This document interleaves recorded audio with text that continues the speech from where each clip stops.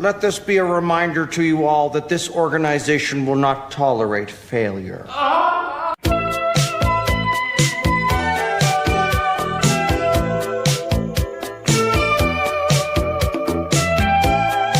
The side of the federal building has been blown off, Jesse.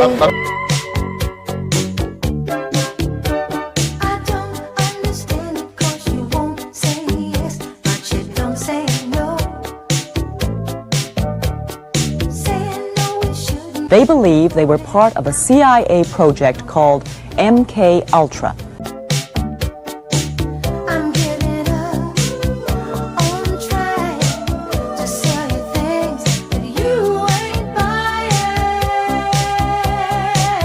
Just like a segment of society that is not living in reality. In a certain sense, we're kind of a little bit more Israel's vassal state. There are police chiefs facilitating prostitution networks. Do you understand? It's all in your head. It's your move. What up, everybody? Welcome to the Underclass podcast with myself, Austin Wade Picard. And today we have the great JJ Vance, not the vice president, joining us in the Underclass on President's Day, no less, which is very fitting. As we're prepared to obviously discuss how PizzaGate has been proven real yet again. And obviously through the lens of the final release of the Epstein files in one specific particular context that's very much relevant at this moment. So first of all, JJ, how the hell are you, brother? It's good to see you, man. Well, Austin, I appreciate the invite, sir. Always look forward to our conversations. We are going to go full schizo PizzaGate style tonight, and I can't think of a better way to enjoy my evening because this is a topic I've covered since early on in the early onset of my podcast. I started in May of 2016. Shit, dude, speaking of President's Day and shit like that, that's almost like a 10-year anniversary coming up for Operation GCD. I've had a couple iterations of it where now I do Operation GCD live Sundays, Wednesdays Sundays I do just general tales of high weirdness that I've encountered in my life, and Wednesdays I do a occult and/or esoteric film review, which I need to get you back on for one of those, sir. Absolutely. And then Thursdays unpacking the satanic panic propaganda style. And some of the stuff surrounding the topics we'll be discussing tonight certainly intersect with that.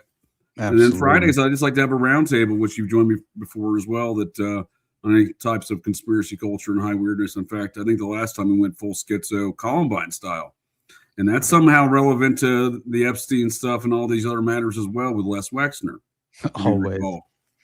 Yeah, which was one of the strategically prioritized redactions as the files were released, right? Which I found very interesting. And we just covered on Tuesday, I think it was, me and Jacob talked about how how Les Wexner admitted and confessed to being possessed and having this inner demon that he called the book or something to that effect. Yeah, that was it. I didn't know how to pronounce it, honestly. it's like an old Torah demon, right? It's like an old Jewish demon. The Kabbalah, honestly, is directly what. Yeah, it's directly what it referenced in my, like, at least as far as I'm concerned. Whenever I did a little bit digging, it seemed to directly reflect that of the Kabbalah, and to me that's very fitting if you consider this. I just saw a recent report surrounding how Epstein specifically purchased or ordered a book on Kabbalistic sex magic by the occultist Donald Michael Craig. And so you just look up that name and instantly.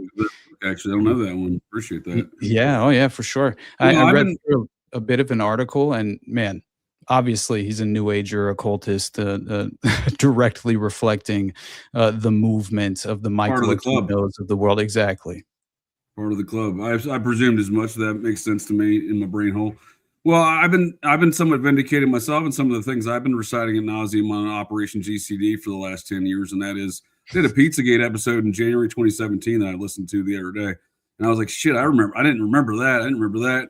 One thing I didn't remember, Mark Foley, the guy that ended the Senate, the U.S. Capitol page program there, where they had teens living on Capitol Hill as sex slaves. I mean, supposedly assistants or whatever, but it turned out sex slaves. The Mark Foley in 2004 was a congressman out of somewhere near Tampa, I think, Florida. He's sex messaging a 14 or 15-year-old's congressional page. That's what ended the program.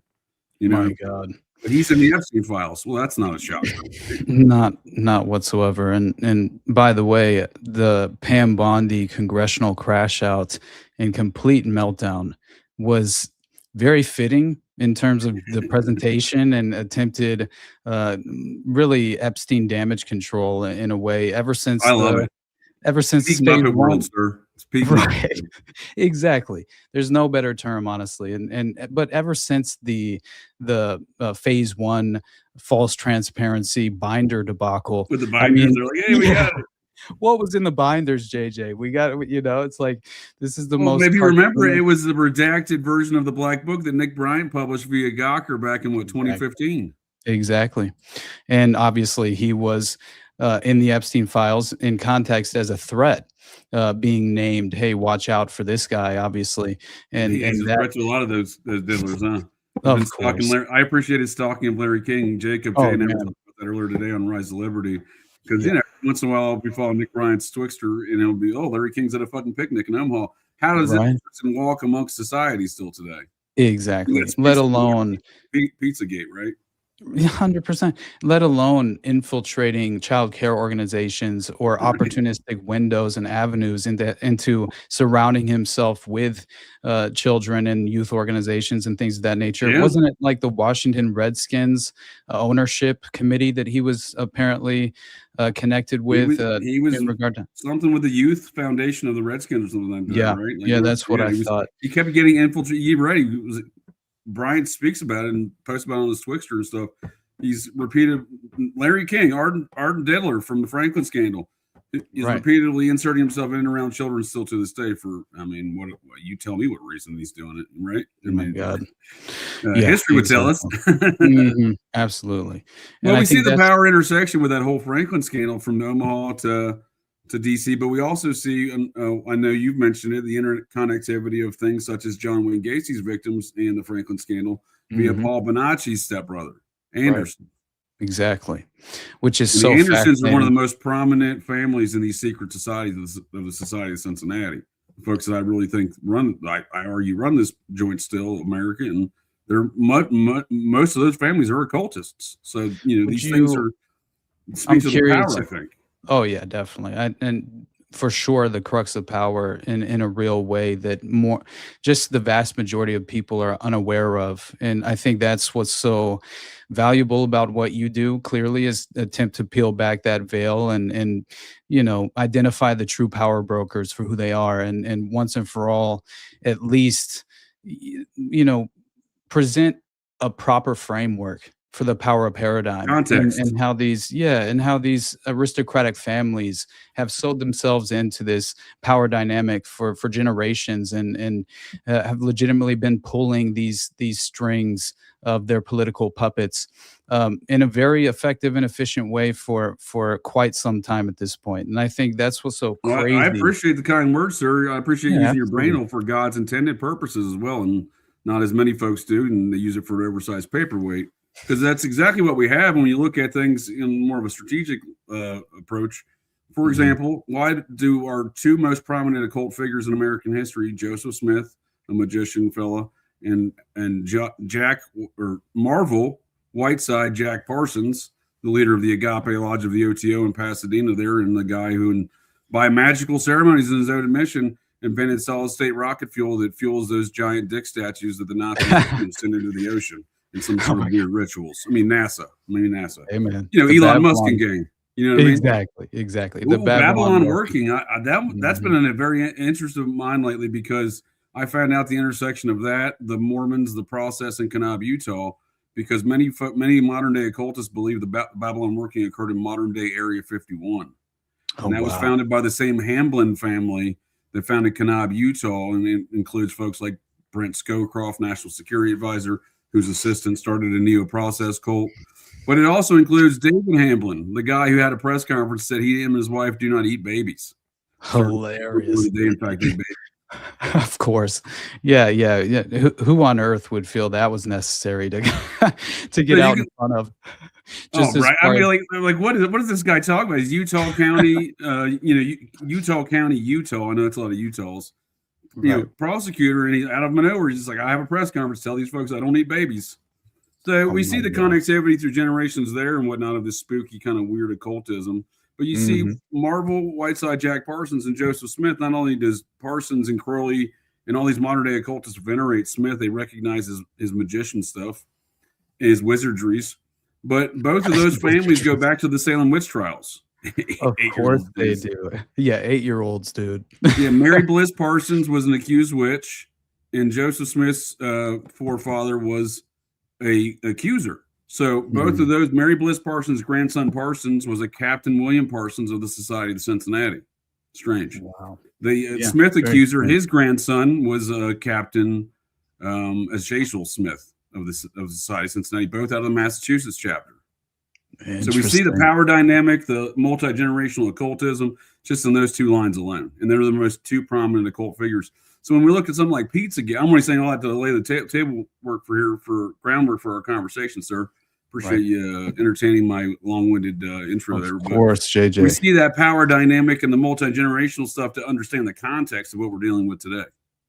Yeah. It didn't happen in a vacuum. It grew out of this network of this history.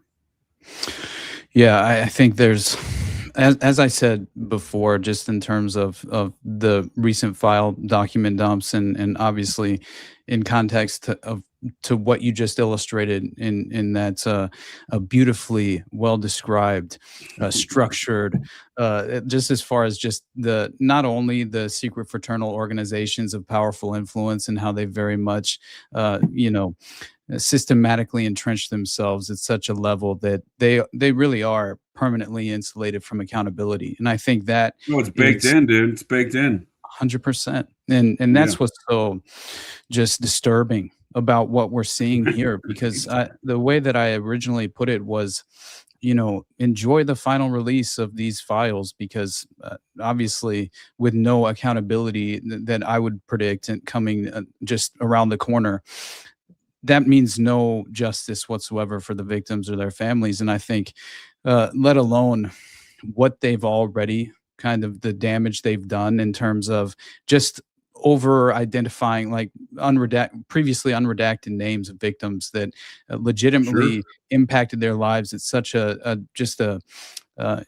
about disrupting your ability to just engage in your general day-to-day, right? Well, they didn't even apologize, right? They did say they didn't give it. It's just oops. You know what I mean? Like not only do they make this, horrible mistake, they're like oops. Right. It almost makes you wonder, like, why are they doing that? It's almost like they're threatening the victims by doing that. That's my take on it. 100%. And I think the strange connection to, obviously the coded language that's involved in all of this and all the files, including the whoops connection, which seemed to be, which is perfect for what you just mentioned, just in terms of. That's why I was bringing that up, because how many times does that appear? Like 400 sometimes. Epstein saying whoops after someone commits suicide. There's tragedy that occurs, and he says whoops. Exactly. And it's around the most just significant, suspicious deaths that you could ever imagine. And RFK's wife's suicide, right, was one of them unnoted. Hey, wasn't that she worst case of suicide you've ever seen, after she allegedly stumbles onto his perverted and degenerate sex diary that he allegedly kept personally, and it seems to fit perfectly with almost as tragic of a suicide is the private detective that was hired by the Madeleine McCann family parents, a Irishman who came from the UK and went to Portugal looking for a missing British girl. And then he took his investigation directly to Falls Church, Virginia, and inserted himself into the Podesta brothers social circle, held a fake wedding for himself with a fake reception. He would later be brought up on fraud charges for this. Kevin Halligan was his name. He's now deceased. He tragically got out of an American prison for those fraud charges for using his own private detective corporation's money to put on a fake wedding to insert himself into the Podestas. I'm not sure who he's defrauding there other than himself. Perhaps. But obviously that's where he took his investigation to Madeleine McCann. I've done a lot of stuff unpacking the Podesta emails that were released by WikiLeaks that initiated PizzaGate. and I call that series the WikiLeaks Code. What was Julian Assange's intent is what I'm asking. Did Julian Assange solve the Madeleine McCann disappearance? And I argue that he did.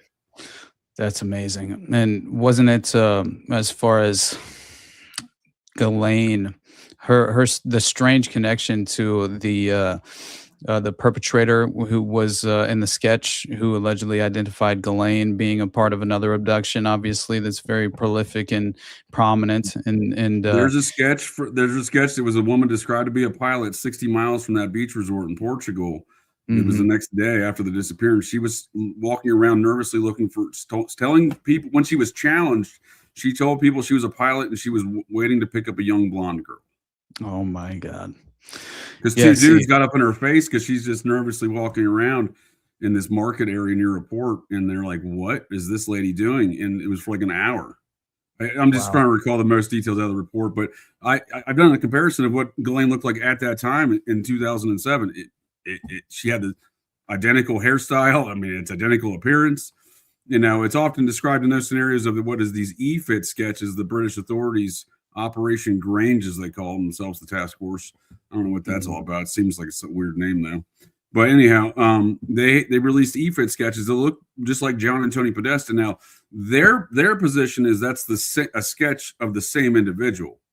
However, that's complete bullshit if you just look at the details. The details indicate that one of the family friends saw one of those individuals carrying a young blonde girl in the pajamas, as the authorities want to report. You don't think their family friend that's on vacation with them is going to be able to identify Madeleine being carried away by some stranger? I think she probably did identify Madeleine. So the next appearance, the next eyewitness statement is around the corner 7 minutes later and half a mile away on the way to Matthew Freud and Clement Freud's beach house. Now, those two men would come. Those are Sigmund Freud's grandson and great grandson.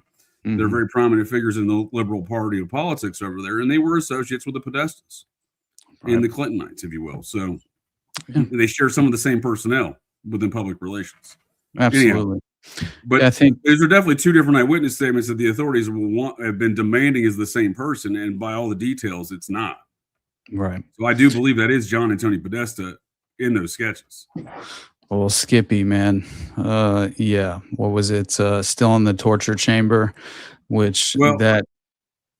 no, that's a great point. He's got some sick shit. But if I just made it, I just thought of one other thing relative to those WikiLeaks releases. When I say by what is Julian Assange's intent, the first email, the chronologically first email on the date, not the first email he released, but the earliest email in his releases, was the day after Madeleine disappeared. Oh my God. Yeah, that's very convenient. Yeah. So it's almost like here's the first breadcrumb, right? And he's emailing Herb Sandler back and forth. Thank you for a great week, Herb. Where the fuck were you with Herb Sandler? Now, Herb Sandler is the guy who does a lot of the coded emails with John Podesta, and those emails, including the one we were talking about before from Christmas Eve 2015 entitled Cheese. Oh, I can probably share this. If you want me to share this, I got this one pulled up here. It's one of the creepiest ones that I think, and I think it really talks. This is the one I think. I know all the torture stuff. I didn't mean to interrupt you, sir. All that torture stuff I think is relevant. But when we see all these pastas and the sauces, and the PS, do you think I'll do better playing dominoes on cheese than on pasta? Like, what context could that be other than some weird coded shit, right? Yeah. Then the question is, what's the weird coded shit it is? And then we see the confirmation across other cases that pizza and cheese are common pedophile trafficking languages. Yeah. And I think language. That's what's so fascinating about the thousands of Podesta emails and just as far as 149 pizza references specifically and 73 references to hot dogs, 85 had cheese, 78 pasta, 41 sauce, 84 Don't forget the map-related handkerchief, sir. Yeah, exactly. And 47 whatever that is, right? Yeah. Right. But 47 walnut with apparently obviously the absolutely bizarre and ridiculous context of even considering referencing food in the vast majority of those emails is in itself, I think, at face value, very revealing, right? But yeah, I mean, the code is disturbing as hell, and it's important to understand. You know what I mean? Yeah, look at how much coded stuff we have with just a weird non-food references talking about food in this email alone, sir. Well, this is from Herb Sandler. This is the guy who brought us the 2008 market crash. Time magazine named him and his bank one of the top 10, one of the top 10 or top 20 folks responsible for the housing market crash in America. He profited billions off of that. And it says, lo and behold, instead of pasta and wonderful sauces, he's talking about a box he got in the mail from the Podestas, right? John and Mary. And it was lovely, tempting assortment of cheeses. Yummy. I was awaiting the return of my children and grandchildren from their holiday travels so that we can demolish them. I don't know what any of this means, dude. Like, because then he's using those, because again, he's going to use those same words down here about cheese, right? With the dominoes on cheese. So are we talking about cheeses in two different contexts here, right? Or is it just all the same cheese? Right. Yeah. And if it is, I'm lactose intolerant, so I don't want any of this cheese. Yeah, no kidding, man. And that's what's so obviously, if you pair the interpretation of what was listed from the FBI document that obviously recognized and acknowledged the legitimate credibility of the pedophile code language, in itself. And do you know where we get that report from? Basically Julian Assange released that in 2007. WikiLeaks, right? If it wasn't for Julian, I don't think he gets enough respect for these things. Was why I like just trying to. I knew you were aware. It was more of a facetious question, sir, but I had to hammer that home, or more of a rhetorical question. I'm sorry, as being facetious, because I like to hammer that home because I don't think he gets enough respect for that. Dude, he was locked up in Ecuadorian embassy for a reason for 7 years because he outed this pedophile network. Yeah, that's exactly what happened, and it's insane to actually see the story being tied to Seth Rich, which I do legitimately think was murdered. As far as I think he was the source for sure. I made a whole documentary on it, in Operation GCD, Matters of National Security, the murder of Seth Rich, and it all involves John Podesta. Exactly, but they completely cover up. Utilizing the Russiagate false pretext narrative clearly that they exploited for as long as humanly possible, and still is even being granted almost a rebrand in the latest context of the Epstein files, even using Christopher Steele to help spread this absurd misinformation and this false narrative. I'm glad you brought that up, sir, because what I was going to point out is this is a propaganda machine that's been operating since the 90s, since the Lewinsky affair. Michael Isikoff, back then was the Clinton's largest opponent. James Alefantis, infamous Comet Pizza ping pong owner. James Alefantis' boyfriend David Brock, he was their chief opponent, and then all of a sudden he wasn't around the Lewinsky affair, and that's when we get Matt Drudge. But then we also, Isikoff spending all these things, they're using Steele back then, right? And then they're also using the same guy that sold us all of the Seth Rich bullshit. That was Michael Isikoff, I'm sorry. They also use Lonnie Davis. He was the chief White House counsel at the time of the Lewinsky affair. That was Michael Cohen's attorney in the whole Russia stuff against Trump. So again, it's the same team of Muppets over multiple years, right? They're war rooming these things. They're figuring out how they're gonna do whatever they got to do to achieve their ends. I don't know what their ends are. I don't. I'm a bison rancher now. Yeah, well, good for you, JJ. And we shouldn't. Honestly, no one should work for them. Yeah, but it is multi-generational. So when I was unpacking a lot of these things around that time, if I may, real quick to show how multi-generational is. There was a congressman named Al Lowenstein. He actually held the body of RFK in the Ambassador Hotel as he was dead. He was a congressman out of New York and a major figure in the Democratic National Committee at the time. I don't think he was the chair, but I think maybe he's the finance guy or something. Anyway, he was outed later as being a CIA operative. He was best friends with Donald Rumsfeld, despite him being a Democrat and old Rummy there, that psychopath, being a Republican. They came up in Congress together. Anyhow, that dude's son, Al Lowenstein, again, he later outed to be a CIA agent after he was murked by a mind control assassin in his congressional office in 1980. Al Lowenstein. So he goes from he's there with RFK at the Ambassador Hotel getting murked. He turns out later he's a CIA dude the entire time. He gets murked himself in 1980 by a mind controlled assassin. His son is a major figure in the Clinton State Department. Yes. And in all this, because if you look in the Clinton State Department, you'll find official photographs of Maria Abramovic. Yeah. See, that is one of my just favorite connections in the Podesta, just as far as the files and the artwork itself. But not only that, in the emails, clearly you have the personal invitation to or from Marina Abramovich. And what did it say? Dear Tony, I'm so looking forward to the spirit cooking dinner at my place. Do you think you will be able to let me know if your brother is joining? All my love, Marina. What did Tony That's a say good one. Do you subsequently? remember in March of 2020, like right at the time of cough stuff was shutting down? Uh-huh. Microsoft rolled out a whole new advertisement campaign starring Marina Abramovic. Oh my God. It lasted about 46 seconds before everyone got outraged and they shut it down. But they clearly put a lot of money into it. Why is Bill Gates, Jeffrey Epstein's buddy, right? Why is he involved in this? Because he was chairman of the board still at the time. I'm not sure if he still is, but he was at the time. Why is he the one who's spending a lot of money and starring Maria Abramovic, right? Yeah. In an advertisement. No kidding. Yeah, and it's very concerning as far as just, the notable and prominent figures who are very just interconnected with Marina and her spirit cooking parties and things of that nature, which that alone, I think, helps just provide us with a direct window into helping lend credibility and reinforcing the ritualistic cannibalism that's involved with so much of these pedophile networks. And I think, man, just as far as that, one of the most I would say disturbing of the strange context of the coded language that was utilizing, like I had never heard shrimp used as obviously a pedophile code word prior to this latest Epstein files drop. And my God, that's a new one for me too, to be honest with you. I hadn't seen that either. Right. And just, acknowledging the context. What do you think it means? What do you think? Is it Asian stuff? Hey, it seems like, I like shrimp, but not so much if it's too pink. Although I'm definitely more into white than into any other color. I can't even think of the It might smell. be Asian stuff then. Right. I'm just saying, at some point in time, they have to have some sort of coded languages for different races, right? I mean, these people are not. Oh, definitely. 8-year-olds, dude. 8-year-olds. 8-year-olds, dude. Yeah. Well, I mean, that comment's actually relative to all this stuff too, because that was one of the key ages that Crowley recommended you having a child for sexual magical purposes. And I do think a lot of this kid dealing that's another piece of the context to understand all this stuff is this is their religion, right?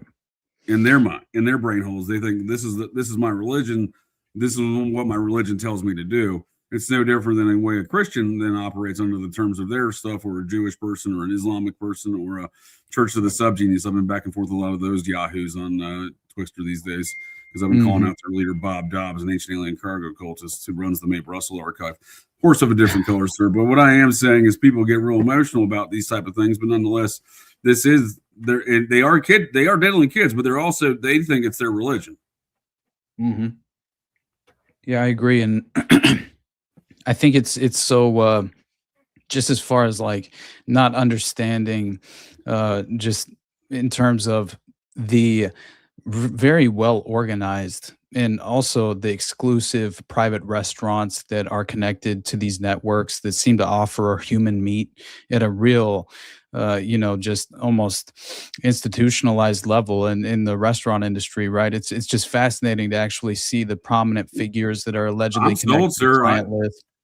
I'm sold. I think this stuff's been going on and more widespread than possibly you and I even wanted to speculate on, because I think I ate a human meat burger one time at the local Hardee's here. I'm actually living back by Great Falls, Montana. I left here 24 years ago. When you told me when I left here 24 years ago I'd be moving back here, I'd laughed in your face, sir.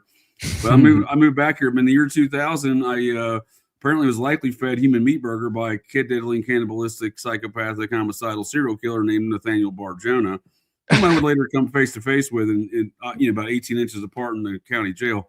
He's pure evil. But he was serving up human meat burgers and working a late night at Hardee's on Central Avenue in Great Falls in the summer of 2000.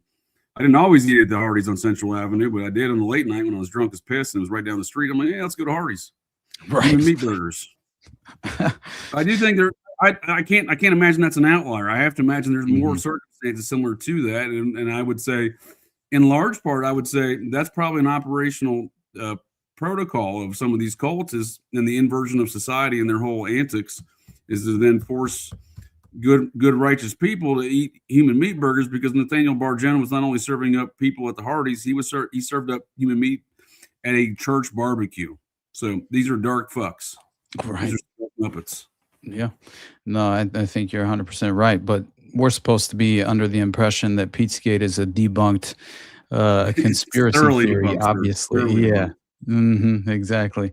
And I think that's what's so ridiculous is the way I remember it being framed was this ridiculous label that it's this unhinged completely thoroughly debunked right-wing QAnon inspired conspiracy theory. And I think that's obviously been disproven over time and was very much used to help just it was a part of the psychological operation attached to the deception, right? The deliberate deception involved with misdirecting the vast majority of the public from even, being able to conceive of this or being open-minded and willing to consider this as an unfortunate, disturbing reality that we reside in, and that's what I Yeah, I think. think it take. I mean, it's like it's kind of like a dimmer switch. It takes a little bit of a while. I mean, you might get a little bit of the Right. light on at first, but I'm just trying to explain my own circumstances coming to these understandings. Like you could have talked to me 5 years ago, I wouldn't have told you cannibalism was so widespread and done in large volumes. But I have a different opinion today after studying so many cases of fucking cannibalism. Yeah, man, the hand of death cult, it's like there's so many different examples of legitimate cannibalism involved with these various cults, and that's why I think Fucking just dogs, the process loves to fuck dogs, and once oh once my you're god. fucking dogs and eating people, dude, what else are you doing? You know what I mean? Like it's Hey all buddy. bets are off. It's unfortunately, it's a I think far worse than even that. Obviously, it's if you consider X1 and Regina Louf and her story in terms of the Dutroux affair, and which clearly caused the White March. I mean, 300,000 individual Belgian citizens were out there legitimately trying to march against the institutionalized sex abuse that was clearly being covered up at such an extraordinary level. And I think that just seeing the connection to the cult of Abraxas and what was her name, the Dominique. What was her name? The madam, the essentially the high priestess of the order I at know the you're time. talking about. I can't think of her Mhm. name either at the moment. I don't do I well with think foreign names. I do well with so. names in general. Basically, what it looks like took place is that you had from Anubis basically is what the name of the high Isn't that a priestess of the dog-headed order. god? Yeah, basically. I mean, Abraxas, the chicken, what is it?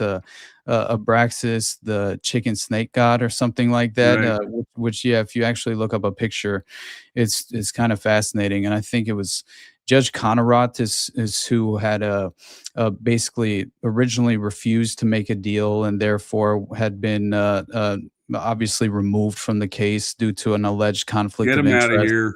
Yeah, but that wasn't obviously the case, and you had this strange link that was very much made public surrounding at the time of the trial. And if I remember, it was this self-styled Satanic Order of Abrasax is how they called it in Belgium, but it's technically it still translates to Abraxas, the chicken snake god.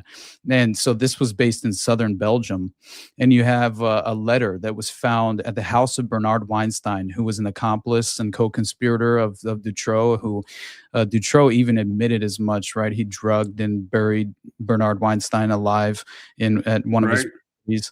And but yeah, the strange letter though, it basically referred to the group, and it said and also their need and desire basically to continue to procure presence in the form of human beings for Anubis, who was allegedly the high priestess of the order. And I think her name was Dominique Kinderman or something to that effect. But so an anonymous cottage and a raid of a group temple led to a seizure, right, of hundreds of videotapes. You have racks of computer disks and two human skulls with jars of blood, which Totally normal. totally normal, and then leads an Definitely investigator. not a ritualistic cult, ritualistic shrine of any sort, right? Right, absolutely not. And that's what I think so crazy is that you had like 150 police and special investigators that raided the headquarters of the Institute of Abrasax in Forchy-le-Marche or something like that. I'm probably butchered it, but near the central Belgian city of Charleroi. And so basically what they found were video cassettes and a refrigerator. It took away black magic ritual implements and human skulls. And also, it seems as if there was an updated letter addressed to someone named Bernard. So, this was another reference to the letter they found when they raided the property, asking him to remind someone else that a special ceremony was approaching and to remember a special gift. And then it led the investigators to search an abandoned mine complex in nearby a suburb of Charleroi. And apparently, there was a direct alleged link to Abersax, the cult, and their own apparent secret hiding place for some of these abducted children. That Dutroux was even utilizing the mine system. And so I was about to say they went underground with some shit. You know what Exactly. I mean? Some folks real schizo when they learn that. Right. That's just fascinating to me, man. Like it never ends, unfortunately, with these connections to ritualistic child sacrifice. And I think the nature of, obviously, I think procuring the blood is a major component to a part of. Yeah, dude. Yeah. What's that about? Because they were talking about Mormon blood, right? And the Epstein stuff, right? What are your thoughts on that one? Because that's pretty Oh my fucking God. weird. Yeah, that is absolutely insane. And it Because looks I think like that is one part to understand the context, right? They're using the whole Mhm. hog effect, as I say. They're not going to waste any aspect of these children. Right. Use them for the sex stuff, use them for the ritual stuff, use them for the blood stuff. Probably Mhm. selling some of them baby parts. Some baby parts go for high prices in China.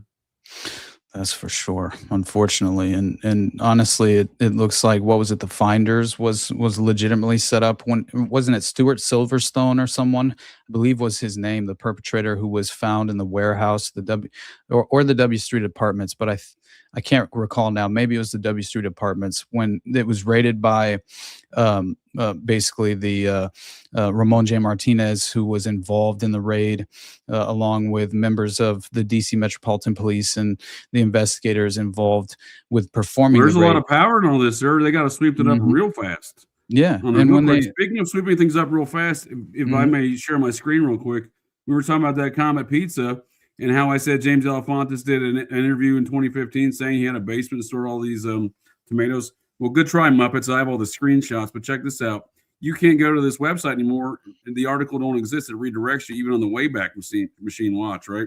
Metro Weekly 2015, April, from scratch, James Alefantis, right? Hit go. Mhm. Boom.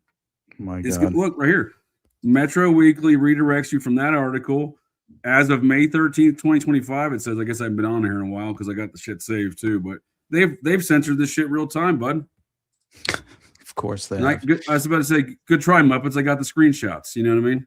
Mhm. But like our sauce, we harvest a whole crop of organic tomatoes. I said 10 tons of tomatoes every year. Can them all, store them in the basement. Oh, but that was the whole narrative. Oh, Pizzagate, like that Stephen Colbert clip. There's this pizza place in DC. Exactly. It's got a basement. It doesn't even have a basement though. Like, get the fuck out. The guy says they have a basement. Oh my God. Yeah, that was my my favorite part, as far as the at face value debunking of just as far as the mainstream media usual mouthpieces that were very much helping facilitate the cover up. And I think that's what's so hilarious about Pam Bondi's ridiculous congressional crash out that I mentioned earlier. And I only wanted to just kind of like rewind back to that just to play a brief moment of it so we can, react. Because that alone is hilarious for people to actually witness. These are your elected officials, allegedly. Well, And that yeah, was appointed. uh-huh. Yeah, and obviously, but Yeah. still, this is the swamp that was obviously intended to be drained. If you're ideologically captured and still under Sure. this false, concept, and Oh, I yeah, think that's a good point because she was elected in Florida, right? She was the attorney general during all these Epstein escapades. 100%. When I did that podcast in January 2017, I pulled all the sunshine, release files of the Epstein case from 2007 because they were, Florida's a lot of things, but at least has it available to information or access to information pretty easily in court Mhm. cases and criminal affairs. And he was not reporting. He was not reporting in New York, Virgin Islands, New Mexico, or Florida within compliance with the sex offender laws. She did nothing as the state attorney general. So that's Pam Bondi. Exactly. These are the usual suspects, and there's They no do a good job at sweeping shit up, sir.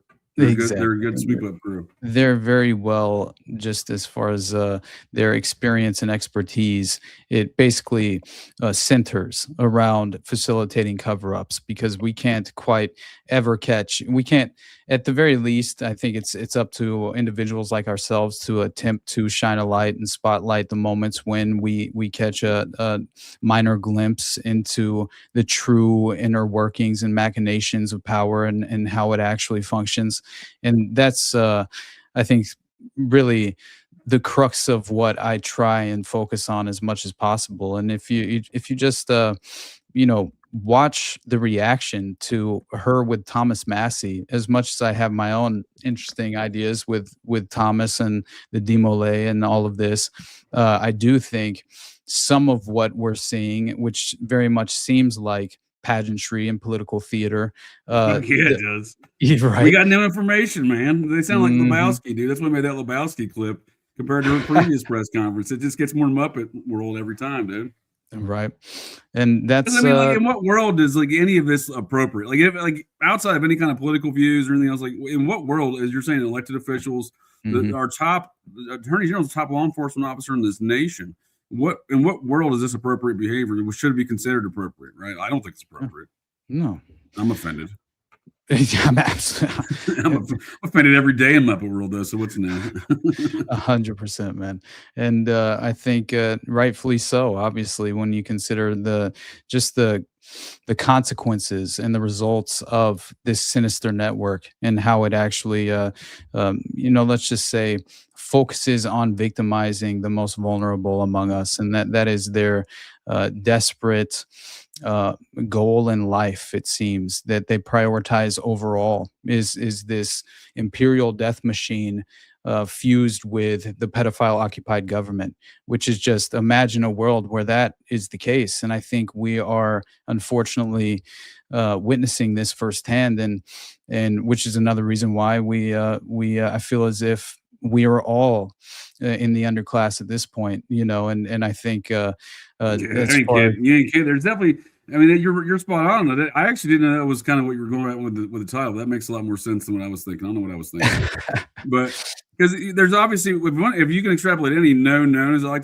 to classify things when dealing with psychopaths, and put my brain hole in the psychopath. Donald Rumsfeld and his known knowns, his known unknowns, and his unknown unknowns. right.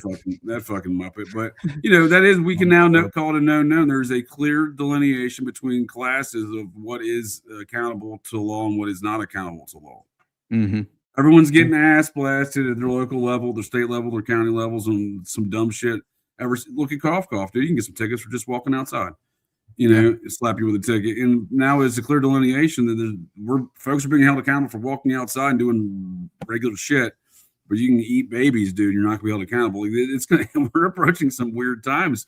But that line of class warfare or class delineation, and what will probably end up in some sort of class warfare, is obvious. If you're not, you're either retarded or it's obvious, because it's just that obvious.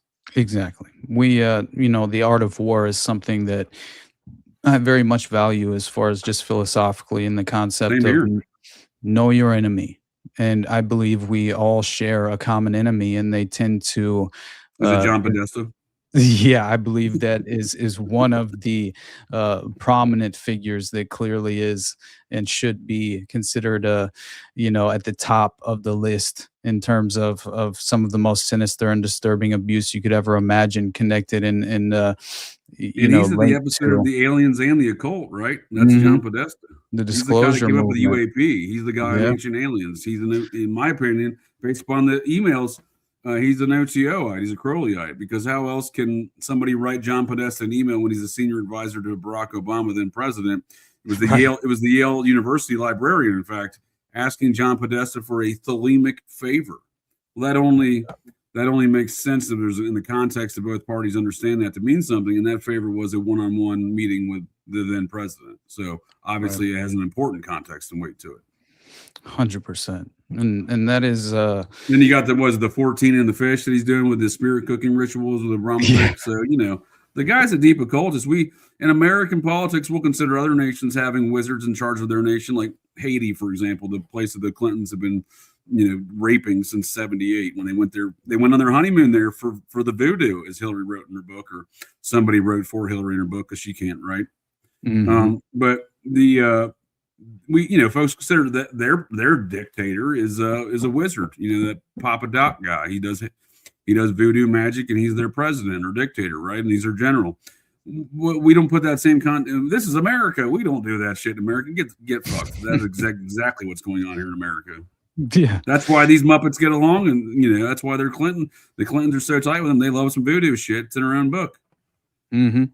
Yeah, and I think that's what the Laura Silsby story always every single time. That's what I think of. Just considering Bill Clinton flying to Haiti and getting her out of prison, essentially, as she's being detained for clearly being caught at the border, attempting to abduct and obviously transport a ridiculous number of Haitian children. I think it was over.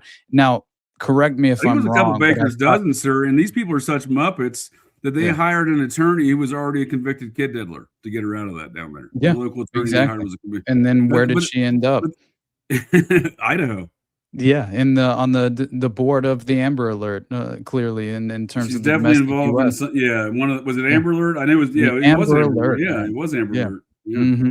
Which, by the way, I always thought it was insane that Debbie Wasserman Schultz, right? That was the female they were attempting to use to get Brett Kavanaugh off the Supreme Court, right? Disrupt that appointment. Isn't that No. I'm sorry, I fucked that up. I'm sorry. Debbie Wasserman Schultz is obviously that bitch down in Florida. Right. Damn it! Debbie was the man Schultz. She was also the name.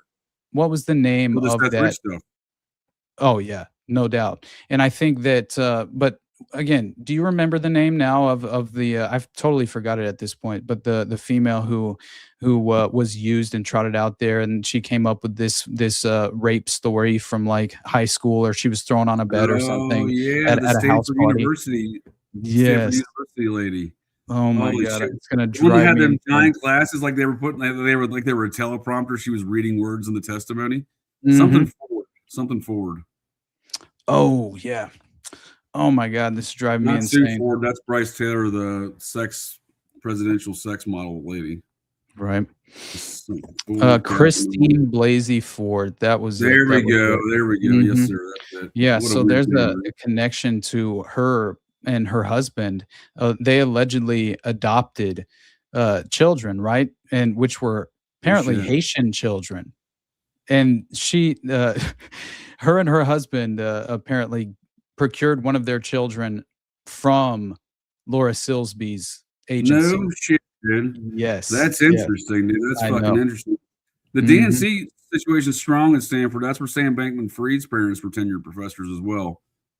hmm Yeah, and there's nothing but intelligence connections to that in Oh, terms for of sure. SBF, and he was As I like to basically call them unintelligence connections. So he's the next iteration. Speaking of evolutions of hood rat shit, he's the next iteration of my Iran Contra money launderers. He's in league with folks like Leon Black. man, Jeffrey Leon Epstein's Black. buddy.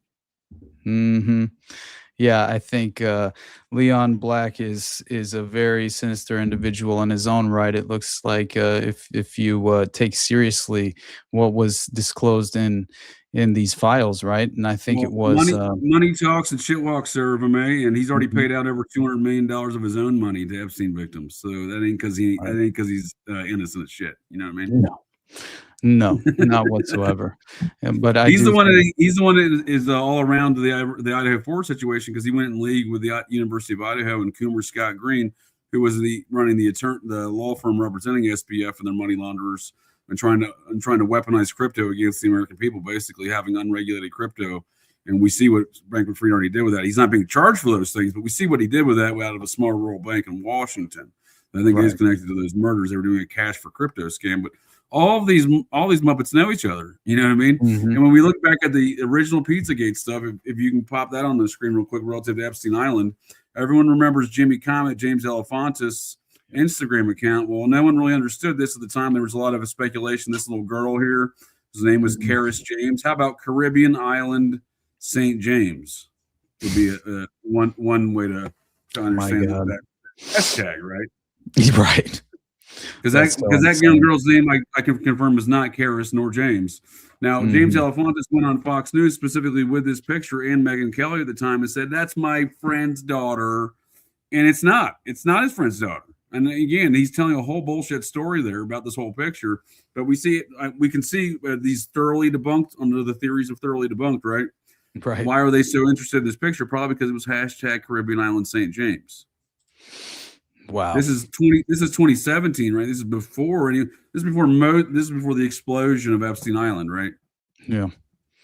Yeah. See, now that makes me very much reconsider just the legitimacy of that insane. I think it was a FBI tip or a tip given to the FBI. It was essentially, if you look at, I think it was dated in July 8th of 2020. And it looks like an anonymous tipster using internet protocol address redacted receives apparently submitted an online tip to the FBI National Threat Operations Center. And it looks as if this is related to directly Ghislaine Maxwell. And so the anonymous tip claims that a Reddit user is redacted is Ghislaine Maxwell. James Alefantis, who owns Comet Ping Pong, recently made his Instagram private. He had a picture of a freezer room in his basement that he I was going to show that to you next, sir. I got that one on deck for you. Right. Yeah. Let's see. The person who hashtags that kill room is the person who makes those child-sized coffins for Voodoo Donuts to serve their large-scale donut packs in. It was on his working on my night cheese is the guy's handle. He hashtags that kill room. And this guy's making the child, and so Voodoo Donuts had the same symbols as Best of Pizza did, as Comet Pizza did. They were on the same block there in DC. Best of Pizza quickly changed their logo and said, "We don't know what you're talking about. We didn't have a Spiral Diddler logo on our stuff." Yep. Yeah, that's and that is because I had that dialed up already. I hadn't even shared it with you. No, I just thought and its logo is so clearly the boy lover pedophile code symbol, and it was like they wanted to flaunt it, right? They were like, it was obvious. Man. Yeah, and it was the convenient timing. Just after it goes public, they quickly changed the logo, which is hilarious to me. But yeah, I thought Best of Pizza's owner, by the way, Andrew Klein, right, who happens to be one of the 4 attorneys for the Department of Justice serving in the Human Trafficking Prosecution Unit in the Civil Rights Division as a Clinton appointee. He also totally normal. Yeah, he also provides nationwide training to United States attorneys on the prosecution of child trafficking cases. So, there were many theories that. Let's revisit some of this Alefantis Instagram because there's so many connections. That's you saying he made it private. He did do it, and for good reason. Mm-hmm. So there's the hashtag. The guy from hashtag Kill Room later has this. This is working on my night. This is how I got to Voodoo Donuts, right? It was the Kill Room comment, right, and then it was. That was by working on my night cheese and then working on my night cheese here with the kill room and the coffins. I'm like, what's this coffin about? I click on working on my night cheese. He's making child-sized coffins. I'm like, well, that's creepy. And then I find out he's the supplier for the child-sized coffin boxes at Voodoo Donuts. Wow. So that's coast to coast. There's Portland, Los Angeles Universal Studios, New Orleans, Orlando, Florida Universal Studios, and Bangkok, Thailand, I believe, are their locations for Voodoo Donuts. Of course, man. Those are hot spots. Associated with them, they made a whole Macaulay Culkin gets his own donut there. They have a whole face of Macaulay Culkin donut there. Isaac Cappy was actually associated with the club attached to the Voodoo Donuts in Portland with his little band he had, Boo Boo Kitty Fuck or something like that. Man, human trafficking hotspot, in my opinion. But yeah, so that's because that's a name that often gets tossed out there. I think that was part of the charade. In my opinion, Isaac Cappy brings his charade to Alex Jones's show / Bill Hicks in August of 2017, right, or August 2018. August 2018. So, this is at the time this is June of 2018. Elefantis is on Fox News with that kill room or Kara St. James photo with the girl taped down to the thing, right? Right. You know what I mean? That's what I'm saying. Like, you can see almost looking at it chronologically. Well, yeah, they had to put a fucking lid on it. You know what I mean? Yeah, they had to run absolutely. a cover on this shit. Shit was getting loose. Yeah. Working on my night cheese, man. Working on my night cheese, dude. Hashtag kill room. Yeah, that's here's a shout. These are the coffins that go. I haven't gone through a lot of my safe shit here in a while on this topic, but so I'm kind of having some rediscoveries myself here. But here's that child-sized coffin I was talking about. These are the ones that get the Voodoo Donuts was selling donuts in. Wow. That's insane. Let me pull it up. Yeah, of course. Wow. Working on my night cheese, dude. Hashtag kill room. Now, wasn't it actually Elefantis himself that he responded? Oh no, I remember there were a couple other additional comments on that post that caught my eye. It was just rinse it off when you're done, and quote, yeah, just a pile of money under a sheet, as well as you got a good memory, sir. Hey. I didn't remember. The one that always sticks out to me was the kill room because again, I got lost in working on my night cheese. But there's that picture if you want to bring that up. Right. Yeah, I just I thought that is fascinating. Honestly, hashtag murder by Jimmy Comet, right? Hashtag murder. Exactly. When you see that, it's impossible to just dismiss this, and especially when you look at all the strange artwork involved with the and on the wall, obviously of Common Ping Pong Pizza and the flyers that they had for concerts that had all these sexual themes and everything that were clearly displayed in direct overt occultism was also a part of it, which again is a very strange place that is supposed to be suitable for children. Absolutely, dude. Right? Look at that right there. Oh my God. That is insane. Pizza fucking party. This is James Elefantis like this. Yeah. Nothing like pentagram pizza fucking party, dude, right? You know what I mean? Pizza fucking party with some more Satanism shit, more devil shits. Yeah, and everybody should remind themselves. I mean, it was you had Comet Ping Pong Pizza concerts with bands that included the Sex Stains, I think was one of them. Yeah. And and they overtly featured the triangular boy lover symbol in I believe it was one of their music videos, and I think I actually they sang about kid diddling too and being pedos too. Mm-hmm. And one of the names of the bands was Heavy Breathing as well. Yeah, Majestic. Right? She's a tenured professor of music. She's a tenured professor of music at George Washington University to date. Mm-hmm. That's so insane. Despite having these connections and all this, again, speaking of the power, these people are not getting fired. Right. And I mean, this is like the most prominent and powerful people in Washington. You have what the restaurant owner himself, Elefantis, being in Forbes top 50 or GQ top 50 or something as like most powerful people in DC. And I think it was Washingtonian magazine, the same magazine that highlighted Tony Podesta and then wife Heather Podesta's not pedophilic artwork in their Falls Church, Virginia home, like I said, where Madeline McCann's private detective went to go look for. And the same, and they figure themselves as high society. And there's there's a magazine that about that I think is the one appointing him one of the most powerful men in DC.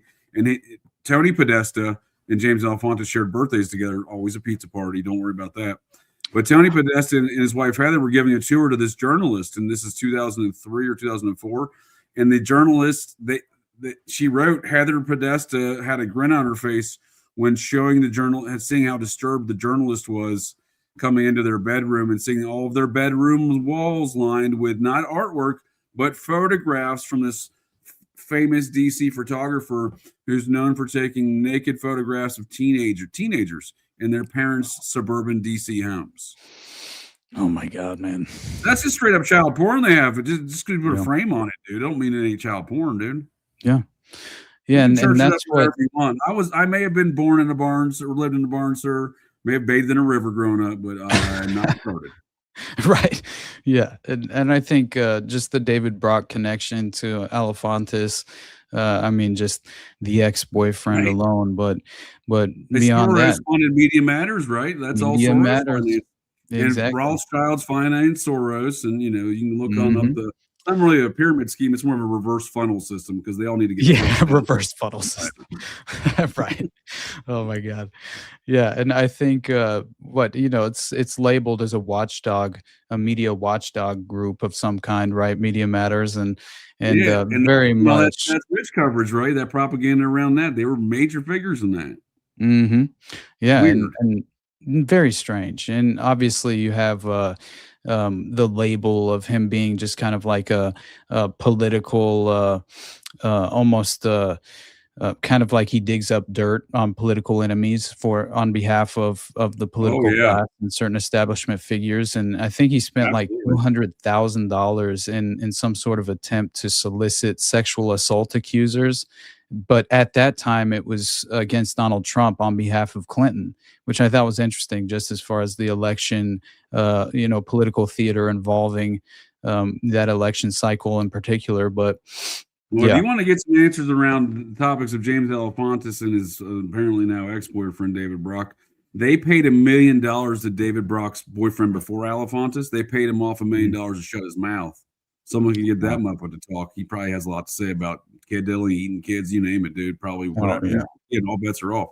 Why are you paying David Brock's ex-boyfriend? The settlements available in the court filings that I was able to achieve back in 2017. Why are they paying this dude off? It was like $989,000. Dude, what's up? That's a hell of a settlement for a pizza shop owner and this low level kind of journalist at the time. Quite honestly, he wasn't a major. He hadn't started Media Matters yet. That was a joint effort with John Podesta, I think, in 2010. Financed by Soros, but Podesta's obviously, but Podesta's got his grubby little Muppet hands and everything. Hmm. Yeah, and you mentioned Haiti earlier as far as the the Beyond Borders connection to the charity involved with the emergency disaster relief for Haiti and the Clinton Foundation funding, obviously, which I think was all about child sex slavery and although they claimed it was in an effort to end child slavery and For sure, prevent we're trying to violence save against kids. women and girls in Haiti, which is the funniest thing because it's clearly the exact opposite of what they were hoping to accomplish. And yeah, I think I mean, just they can't go around eating babies and diddling babies and kidnapping babies by telling people they're going to do that. They got to go out there. We're saving the kids. 100%, man. And that's what honestly, as far as seeing the ridiculous reaction and the attempt at just damage control by these political puppets is Like deleting disgusting. the whole That's article about absurd. the basement account of pizza. That's Yeah, very timely of damage control. absolutely. And we see it nonstop. It's just consistently we can point to so many just overt and absolutely absurd examples of this. And it's something that you had mentioned Leon Black. I mean, he's legitimately accused of aggressively and violently biting the vagina of a 7-year-old. And just Fucking 7-year-old dude. fucking 7-year-olds, dude. And I think whenever you see like the actual allegations that I mean they're completely disgusting, man. It's insane to even imagine this being a just the disturbing and sinister reality. And that's why just I legitimately do take it seriously the allegations of Trump orally raping that 13-year-old girl and just seeing him with the calendar girls and Mar-a-Lago and everything else that occurred there, I let think all bets alone. are off at this point. Yeah. I could actually picture Stephen Hawking at this rate doing all those Oh things. my God. That was the funniest picture, honestly, in When the he's laying entire in drop. between the two hookers on, that's That was my right. favorite of the entire That's drops, peak honestly. Muppet world right there. I'll live for that shit. Absolutely. It gave me a reason to smile throughout all of this, right? I'm like, man, Dude, just did you a ever see tip. him the time they got him in Ghislaine's submarine when he on Yeah, one of his it looks like he's they got him like drowning. fucking well, dude, they got him like hooked up to like a dolly, dude. Like when you're moving a refrigerator, they Mhm. got Stephen Hawking like tied to a Yep. dolly. I know. Yeah, people get very upset if I make light of it though, because obviously they claim he's a legit perpetrator, which hey, I'm open to that being reality. It's just, I'm sure his victims had to be in bondage, or he wasn't going to be able to do too much. He's a quadriplegic, right? I don't know how he's perpetrating much with the That's what I'm quadriplegic. saying. Hey, did someone assist him in the abuse? It's like I'm very I am doing interested. jolly, dude. He has no physical capabilities here, dude. Like, It's the most ridiculous when thing. you get strapped to Actually. a dolly, you're either like in the psych ward or some shit, like Hannibal Mhm. Lecter style, or Right. Stephen Hawking Hold on on. the Epstein Just island. for the sake of comedy, we have to bring up this picture now. Hold on. This is the Right. funniest thing ever, man. I sent it directly to Top, and I sent it to I think I sent it to Jose. I sent it to a few different people, and I was like, so meanwhile, in the Epstein files, who exactly is molesting who? And I sent him this picture, specifically the one Nice. you detailed, and it just is honestly just too cartoonish to even imagine this being the case. But hey, I am obviously entirely open to the I notion love that it. yo, That's no, what I I live think it's for right hilarious. there. That's what I mean. I hope we get more of some shit like that. That's fantastic, dude. Right? Because I don't think Stephen Yeah. Hawking's a legitimate character in the first place. If he I was, think where's his he speaking created style? Why is that personality, not? right? JJ. Absolutely, He sir. he had to Absolutely. have been a completely just manufactured personality to then it almost became the jokes on the public to where, That's wow, exactly let's what see it is, how dude. far we can go, you know? They Yeah, he's the new legitimately version of Helen Keller, dude, where she's like doing this number in her handler's hand. And now you right, mean to tell me that machine they speak and spells reading his brain hole? Why is that not commercially available to other quadriplegics? You know what I exactly. mean? And did he not, like, somehow live the longest with anyone who has ever been, apparently Dude, he diagnosed had with Lou ALS? Gehrig's disease. Or Yeah, he had Lou yeah. Gehrig's disease and lived like 10 times longer than Lou Gehrig, who's the disease is named after Yeah, after getting diagnosed. that's the Fucking funniest thing ever. ridiculous. The, Alright, the so the man who played some of the most consecutive baseball games ever, right? Behind Cal right. Ripken, and he later beat him. The Iron Horse. Mhm. You mean to tell me this Muppet beat out the Iron Horse? I don't believe it. Lou Gehrig was basically a quadriplegic within, I think, 18 months. Wow. This dude lived for like 40 years after diagnosis or some dumb shit. Mhm. Yeah, there's no way in hell, and unless adrenochrome is really that effective, and you know, even in that case, I feel as if Like, he had some sort of like Nancy Reagan, Roy Cohn AIDS treatment, even though it obviously didn't work, but still, right. Well, he yeah, served a great purpose. You get a quadriplegic, you can't talk, served a great purpose for them to play this character because he took care of the ether problem they were dealing with in physics. He also supported Einstein, which took care of the quantum physics problem they were dealing with in physics at the time. So he came in Mhm. at a good time for propaganda in the physics community with his dark matter and other shit. Yeah, yeah, I think he was just a very useful little retarded Useful puppet in a way to quadriplegic. yeah. Yeah, and I think they kinda trotted him out to reinforce these absurd, talking points that I think, yeah, very much laid the groundwork for the Bill Gates of the world, and he himself was obviously a part of that in terms of further Well, entrenching that kind of, yeah, the again, these are in no way I think Elon Musk fits the same profile as far as for just being sure. handed the He's keys just not as on quadriplegic as Stephen Hawking was. yeah, exactly. He's on the He's kind of spectrum, dumb, yeah. but he's like, yeah, no. Oh, but Hawking served a great purpose. Like, hey, they'll spout out some science shit. Like, what do you say, Stephen Hawking? And then he's just speaking, spelling shit, dude. And they're like, yeah, he agrees. You know what I mean? He played the perfect Mhm. character, Oh, served yeah, a great purpose. But Elon Musk is the absolutely. new science guy, dude. Like, he was kind of Mhm. billed coming up as like the Tony Stark. That dude ain't been shit except for a credit card payment method in which to pay for pornography online in the 1990s, which was the original X.com.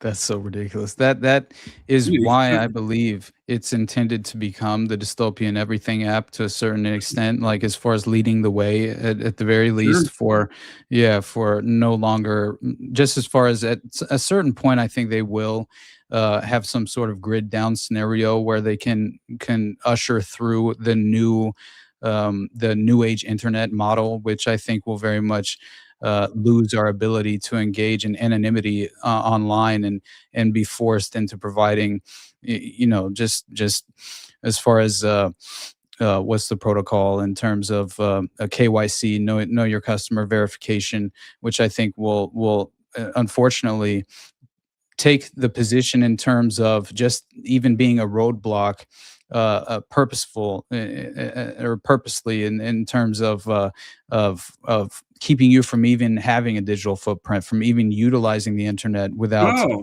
digital footprint, obviously, dude. yeah. We're looking at a future with no rights, no liberties. You're spot on, sir. But it goes way beyond the digital. It goes full blown IRL, if you will, right? I mean, Oh yeah, with these new yeah. laws about trying to shut down your car, they're trying to pass in Congress right now.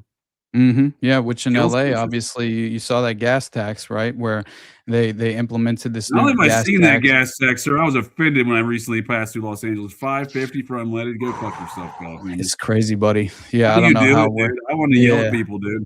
I I don't think know I how probably we're. did yell at a couple bums, but I mean, Uh-huh. Hey, they no, don't make the believe sale me. with the gas tax, but I'm still gonna yell at them.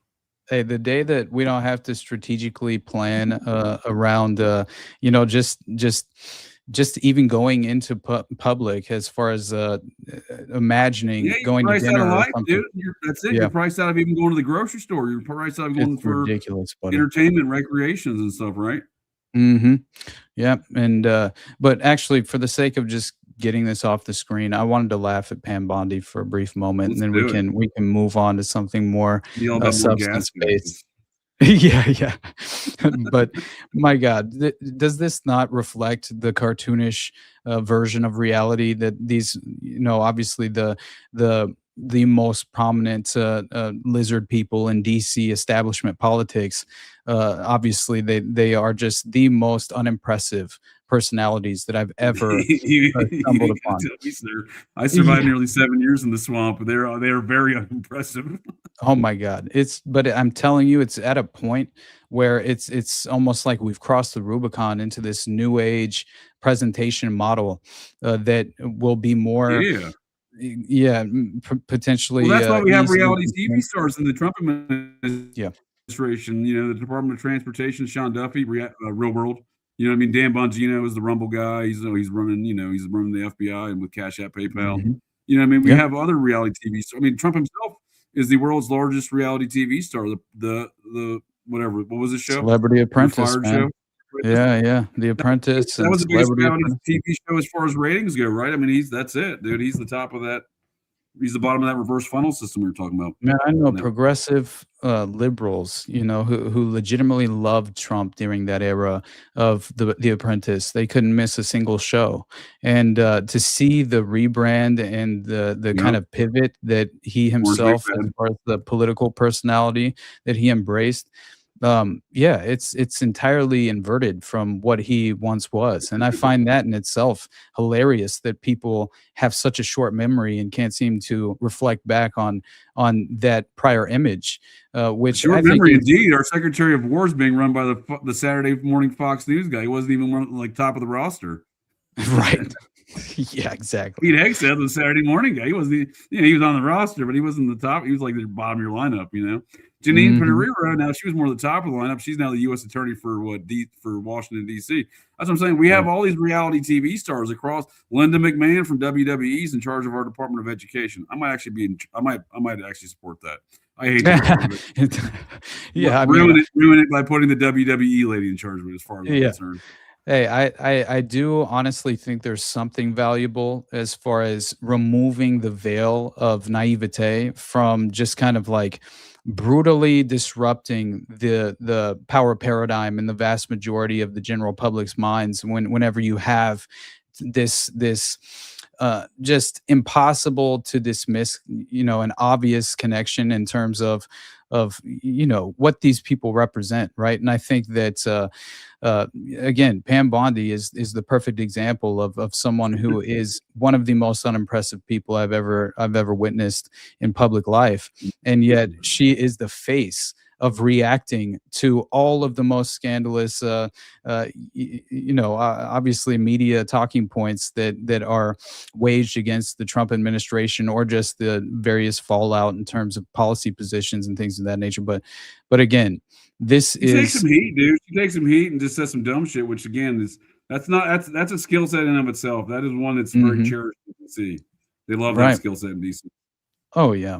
And I think my favorite part, honestly, was clearly it's time to move on as far as the leave it and her ridiculous press conference, and meanwhile the FBI is telling us that Epstein, there's no evidence. They concluded that Epstein didn't traffic, didn't run a sex ring or Yeah, utilize right. blackmail for sexual blackmail against powerful prominent men, which is the funniest thing that you could ever witness. But again, what have they, I mean, think about the That's level Muppet of World again. demoralization. We got convicted sex traffickers with no victims, right? I mean, again, like Yeah. that's Muppet World right there, right? Yeah, Catch Patel. I mean, all of these people are essentially framing it in that sort of way. And the Michael Tracys of the world, who are calling the Epstein files boring, and Cat Turd saying that Thomas Massey's listed in the Epstein files, even though he is, which is the funniest thing ever.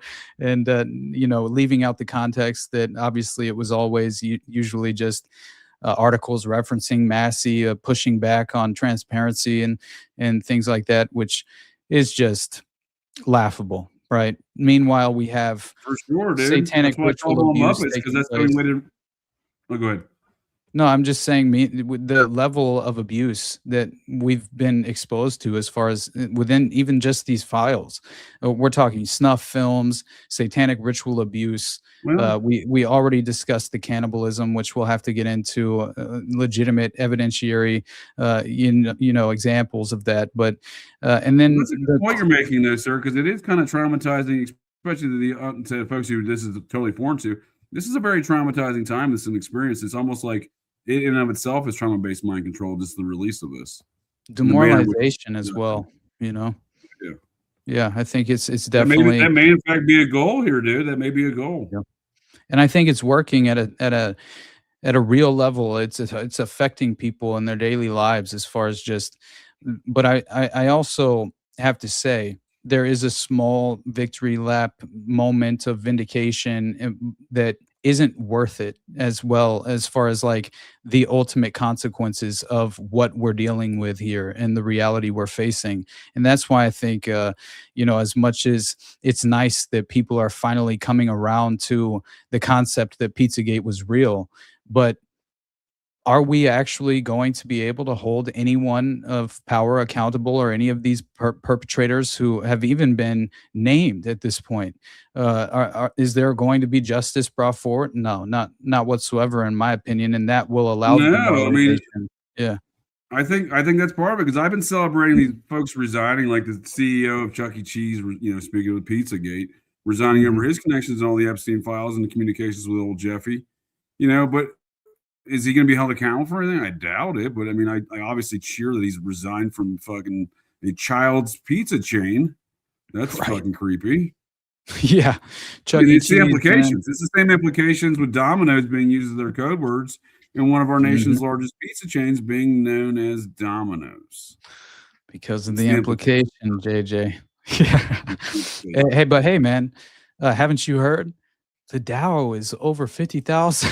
Dude, that's great news. They're not raping and eating babies, but the Dows are 50,000. Okay.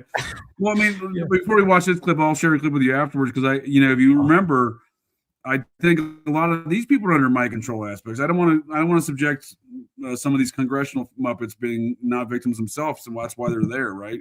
Because what you have is a bureaucratic class that exists behind these Muppets, folks, these staffers and chiefs of staff of these congressional offices, who do not leave despite the changeover of quote unquote elected representatives. Man. Yeah, talk about demoralization.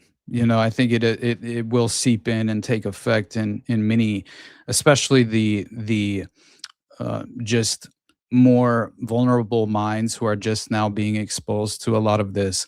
I think that in itself will be very difficult for them to internalize and move forward. And I'm worried that you'll have this attempt at burying their head deeper into the sand once more, because ignorance is bliss, and perhaps they can turn a blind eye if they can just find a plausible false narrative to attach to this, and that could justify this once more being conflation into that of Pizzagate conspiracy theory, debunked, unhinged territory, and therefore I don't have to actually allow this to take root and register fully, I can just go back to the polls in the next couple of years and move on as if my political, ideological preference will then take up the fight for me, and at the very least own the libs, let's say, as just an example, right? Which from day one, I think, QAnon itself has been proven out as a psyop through these files, which is absolutely ridiculous. But for the sake of getting this off the screen, let's just play it real quick. No, I think you're spot on, sir, because there is going to be a certain percentage of folks that are just going to bury their head in the sand, right? Absolutely, man.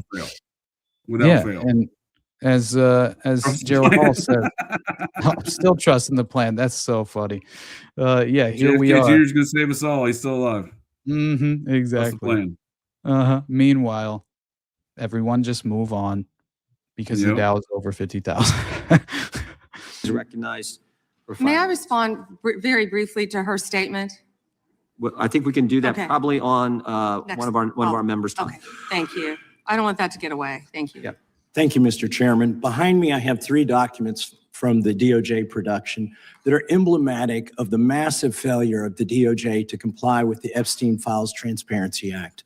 To my right is an email that was sent by the victims' lawyers to the DOJ. It was a list of names not to redact, a list of names not to release.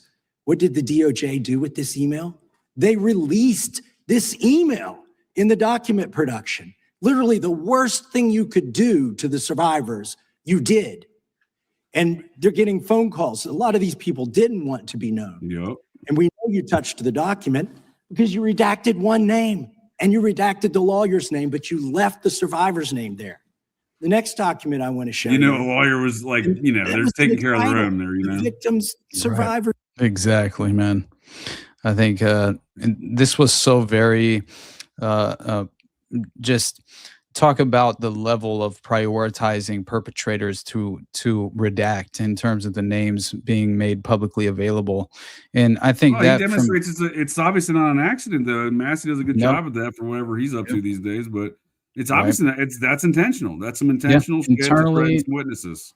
The FBI was orchestrating this, or the DOJ, and I think that some Muppets in there, right? Yeah, all the usual Muppets. Because if you recall from the Russiagate situation, they were employing Perkins Coie to do a lot of this shit right here. What we're seeing, redact things, manage the information flow, figure out what's going to be released to the public. The FBI had built a skiff inside Perkins Coie law firm. No one's being held accountable for that still, dude. No one's being held accountable for shit. I don't see a point where suddenly like, oh, you know what? We're gonna start holding people accountable around here. I don't know when that point's I don't think it's gonna come. It's not a thing.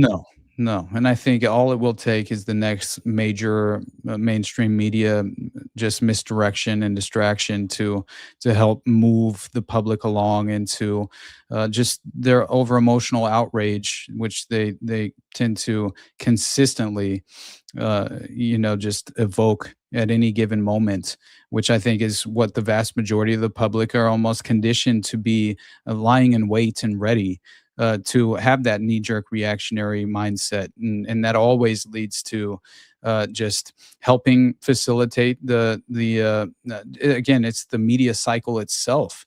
It helps allow the memory hole implications there. It's the implications. Yeah, the implications, but the memory hole methods are so efficient, and I think that's all it will take is some major conflict, let's say in Iran, that could legitimately ratchet up tension to lead to a broader world conflict, which is more than likely by design. They're certainly beating the drums for that, are they not? Like that's certainly that's a possibility. That's a certain possibility. Exactly.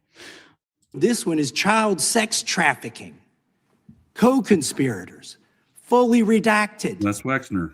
And by the way, I'm going to unredact them here. Les Wexner is in this. Now, your your deputy attorney general said, oh, well, he appears hundreds of times in the files. But he doesn't appear in this file until I forced you to release it, where he's listed as a co-conspirator, not to tax evasion, but to child sex trafficking, not to prostitution. You mean to tell me the guy that bought Air America Airlines from the CIA is a sex trafficker with Jeffrey Epstein? Right. I don't believe it. Nah.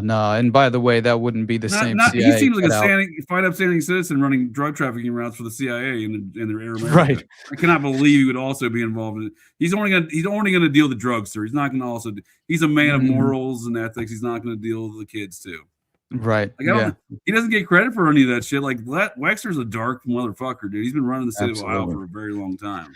Now I'm curious. The Ohio State Buckeyes have a national championship to thank for Les Wexner.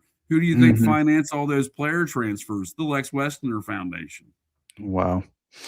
Yeah, I think it was always kind of just it presented to me as Roy Cohn's sexual blackmail operation, and potentially the keys even being handed off to Wexner and Epstein, and it being very much one and the same, and wonder why the same CIA cutout Air America would later on become fundamentally involved with the finders, and apparently also you have Marion Petty's son in the Civil Air Patrol, which is very strange, and he inevitably later on was involved with Air America, which is fascinating. The Southern Air Transport connection and all of this. Air Force Intelligence that he was. Yep, he was involved with the whole Colby's queries, as I call them. Phoenix Program, Operation Gladio, and Air America. All these hood rat shit operations that have ruined America. Brought to you by CIA Director Colby Queer himself, Bill Colby, and his little Muppet Mikey Aquino, who brought home the weaponized folklore of Satanism, weaponized religion of Satanism to wage war against America, and psyops to mind war style, right?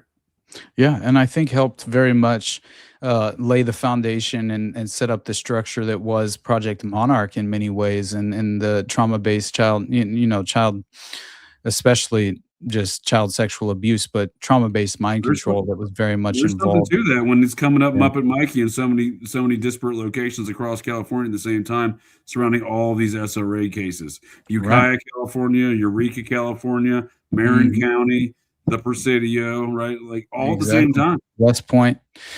Hey, JJ, let me go to the bathroom real quick, if you don't mind. You wanna sing a song? Is that what you want me to do?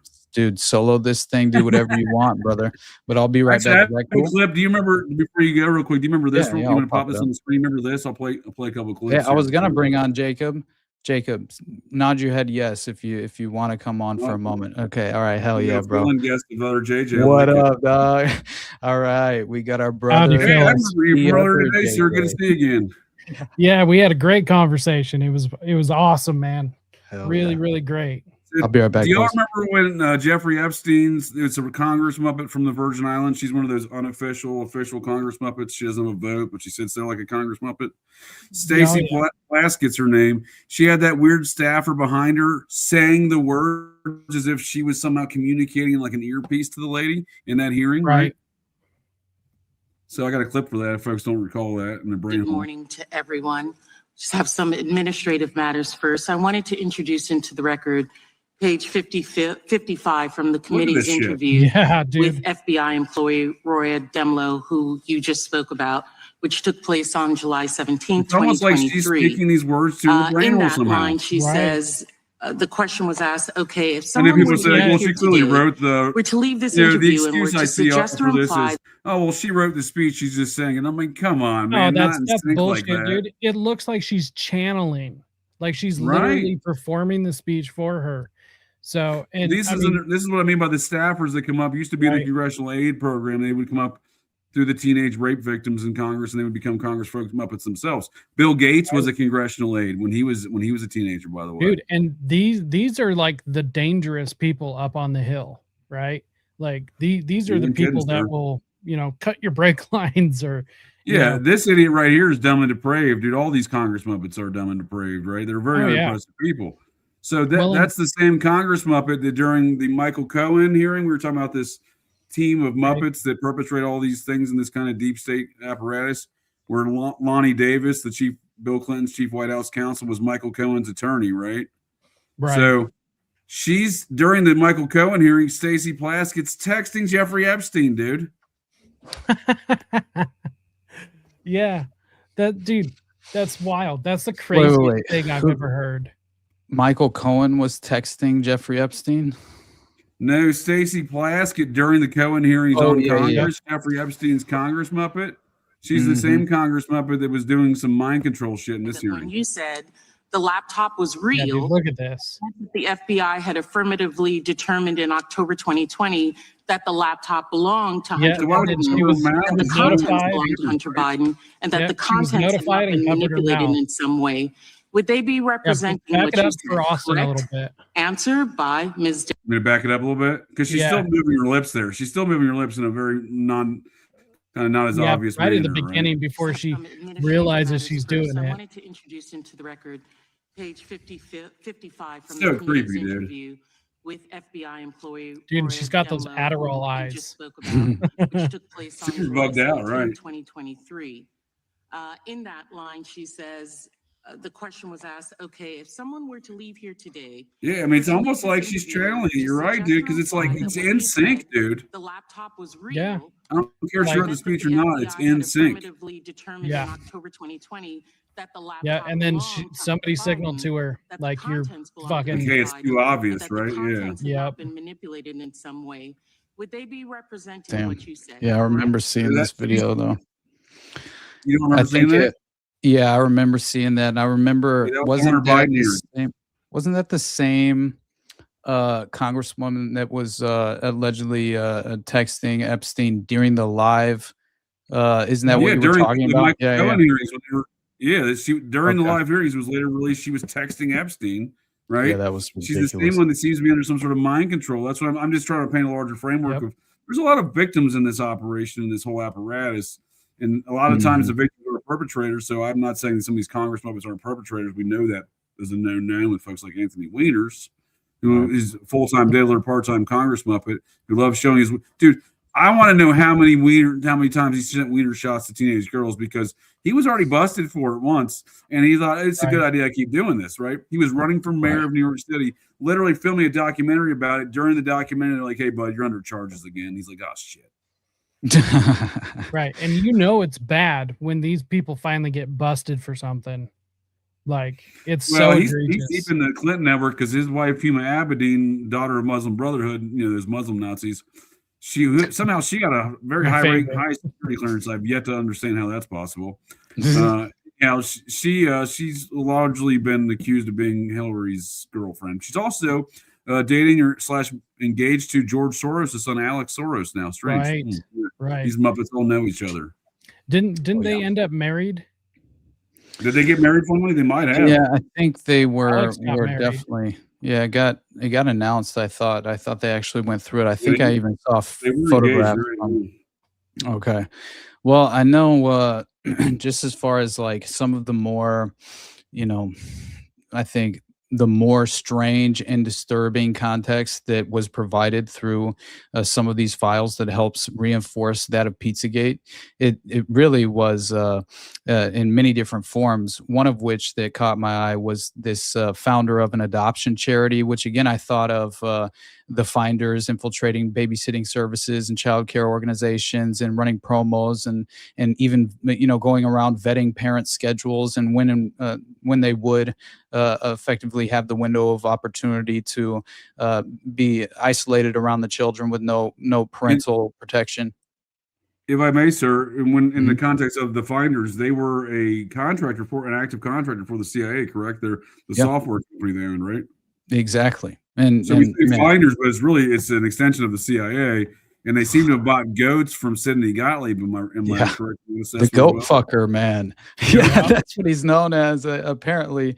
And that is the craziest story in itself. Like, it looks like, this Jacob and I just actually discussed the pedophile academy that allegedly exists and Camp Peary and the farm and how apparently the Sidney Gottlieb was known as the goat fucker and potentially provided what Henrietta and Igor for the execution of Henrietta and Igor, and that was found the photo album that was clearly an occult ritual. They were wearing these white gowns and everything, and had claimed that the justification was they were training the children in animal husbandry, but they even had they like brutally. They brutally murdered a pregnant goat, but alive, while it was alive, carved out the babies out of its womb, and then presented one of their on that one, bud.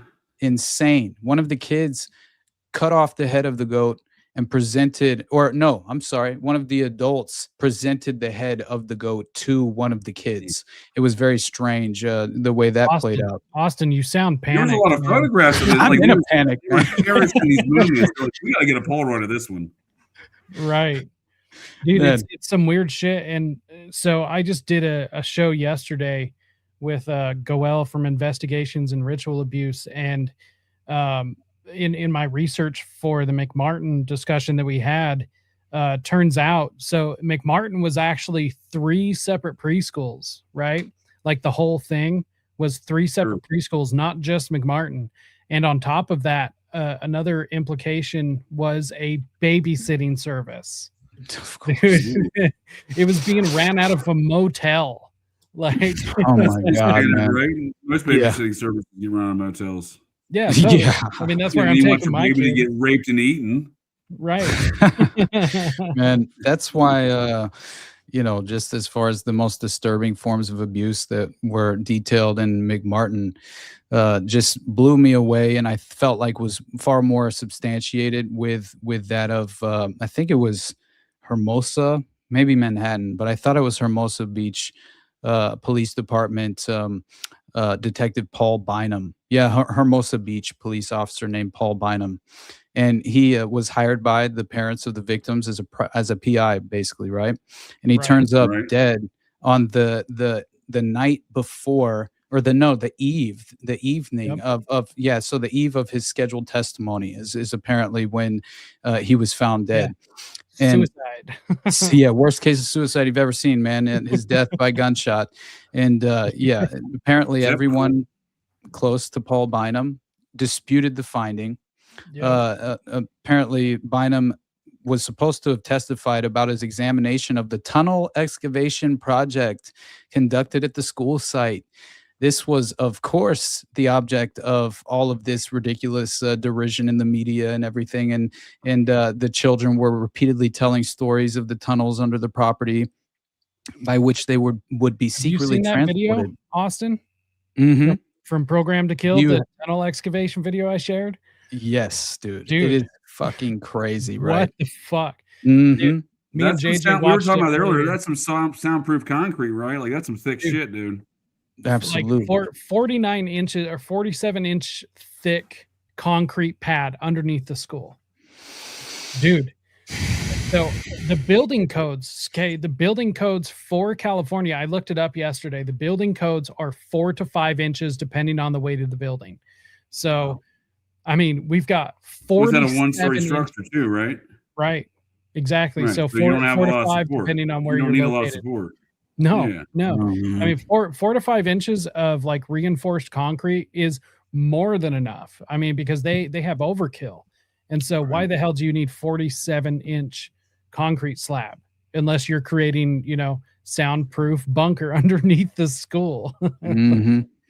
That's a good point. And it's also a good point you brought up, Austin, about the detective. So it makes me wonder if you were to look at more of a strategic analysis. I'm saying myself, I'm not trying to put this on you, but like it's something that just popped in my brain hole. I wonder how many of these satanic ritual abuse, satanic murder cases where a key witness dies, within a close proximity of their testimony.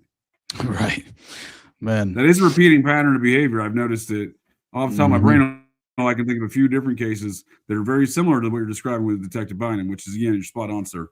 There was a lot of active cover up going on at the time, and there's been a lot of shit coding ever since on the topic of Right. preschool. Yeah, and I think it was Bynum who was the individual who went and actually he personally checked he claimed to have discovered the opening points for the tunnel system and where it was effectively filled in, and that basically what he had uncovered were all of these bones of rabbits and turtle shells and basically all of these ritualistic animal sacrifices that had taken place.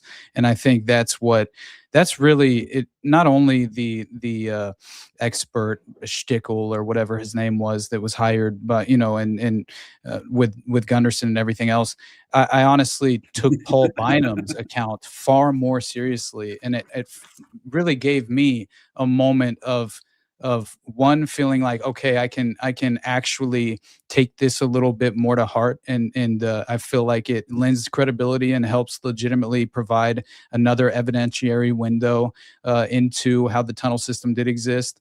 And also, the individual who owned the property before McMartin was ever even built. I think the tunnel system was, predated the preschools, and essentially, it's as far as that's what the evidence shows. Sure, that's what all the evidence shows. Right. Absolutely, and even the archaeological, the archaeological UCLA team of a Macer, they went as far as to infer that. They didn't say like this was baked in. But right. I just took an ice pack on my back and I'm walking like crazy. I'm I'm maybe 45 years old, but I'm 172, sir, in garbage can dude years. Oh my my bones hurt. I get some old bones, but that is essentially what the UCLA folks said without wanting to get sued about it. You know what I mean? Mm-hmm. Yeah. Absolutely, man. And that's why I think, just as far as whenever I was researching the finders, it was very much something that obviously I appreciated some of, Gunderson's conclusions, I guess, as much as I think he helped to just provide a strange, limited hangout and almost a more conspiratorial, heightened sense surrounding the case in general. Fuck yeah, he did. Yeah. On May 1st, 1990, he took he rallied a bunch of the other parents, the ones that did not hire the 3 sets of parents hired the archaeological dig team. He went and contacted the other parents that he knew because he infiltrated one of the victims' parents' homes for many years preceding this. 1990. I know he was having sex with one of the McMartin moms, right? Wasn't that he was trying to? She said he's a real sex pest, and that's what she said. So she denied him. Is it seems strange? She wouldn't let him get involved in the investigation. He kept on trying to. She thought he was going to be able to help her. He wanted to take it all over, and she's like, no. So on May, after she hires the UCLA team, after Ray Bucky's about to get retried for the kid diddlings there, the son of the whole operation. Laser Tag Ted takes the rest of the McMartin parents out there with the shovels and calls the LA Times and says, come on out. Makes a real because the team, the archaeological team, which mind you, was actually, let's see, the project employed a team of archaeologists from local universities, 2 geologists, a professional excavator, a carbon dating specialist, and a professional photographer to document the dig's progress and findings. So not only did they have those people, but they started before Ted showed up. And apparently when he showed up on site, he was pissed, which is not a good look for him. I mean, like he was trying to take credit for all this. Yeah. Well, you have to be fair on him, sir. He did get shot by lasers. Oh my God, twice, but yeah, exactly. Well, it was with the finders. You'd mentioned that company that Athena Veronis, I believe, was like the fixer, is what she was called, or something. And it was from a memo that was produced in '93 or something during an inquiry into CIA involvement in the initial investigation. And from that memo, it stated the CIA admitted to running an operation that was a front for a domestic computer training operation called Operation Future Enterprises, but that it had gone bad and that they had accidentally hired a member of the Finders cult, but dismissed him when the connection of the group was exposed. Robin Williams has a strange connection when you think about Patch Adams and that crazy ass. There you go. Yeah, man. Why is this dude dressing up like a clown and surrounding himself with children? He's part of the Finders, right? He's part of the Finders. Exactly, man. Yes, he was friends with Marion Petty, which is insane to me. That he's a doctor around children. It's the implications, sir. It's the implications. Exactly, man. And you have a spokesman for the CIA who came out at the time and tried to claim the charges were ridiculous, but then he went on to admit, but then he goes on to admit that the CIA did end up sending some employees to a company called Future Enterprises Incorporated for computer training in the 1980s. So dude, that is some shit straight out of the Chappelle show with him saying cocaine's a hell of a drug. I didn't put my feet on Eddie Murphy's couch. Right. Put my feet on someone's couch. Fuck yeah, I put my feet on Eddie's couch. You buy a new couch. Oh my God. Like 30 seconds separate those comments from Rick James, dude. Speaking of weird scenes inside the canyon, he's part of that scene.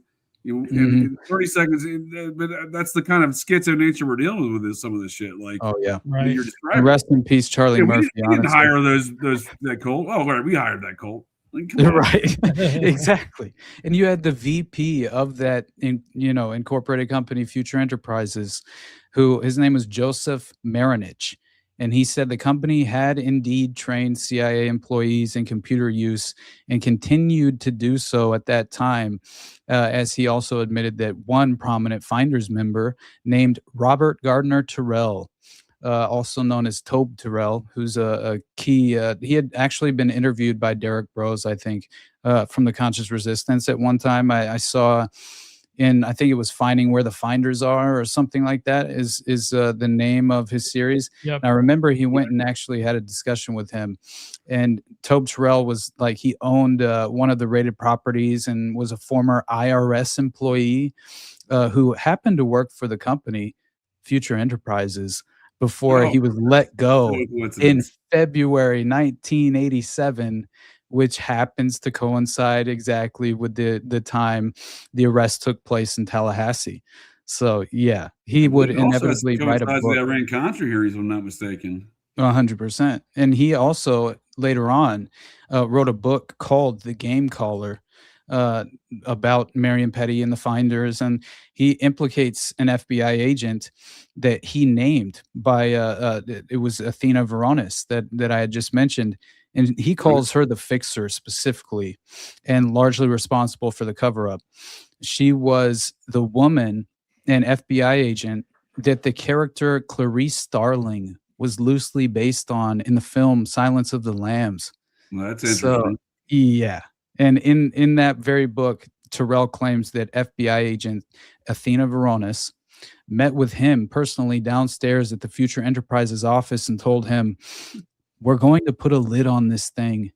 She would later be the very authority who completely denounced Ramon J. Martinez and the U.S. Customs documents that claimed that, or at least she at least promoted these as far as her ridiculous kind of misrepresentation of the documents that she inevitably claimed.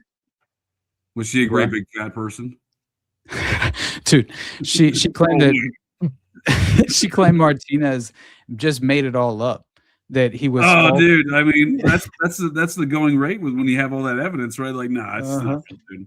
Mm-hmm. We didn't employ that finder's call. All right, we employed that finder's call. Right. It's the same shit, dude. Because there was a multi-agency investigation, and Ramon J. Martinez's reports are backed up by the DC Metro's revealed. Absolutely, man. And Ramon, honestly, he was one character out of all of these cases that I've covered that I came away, just kind of rocked by.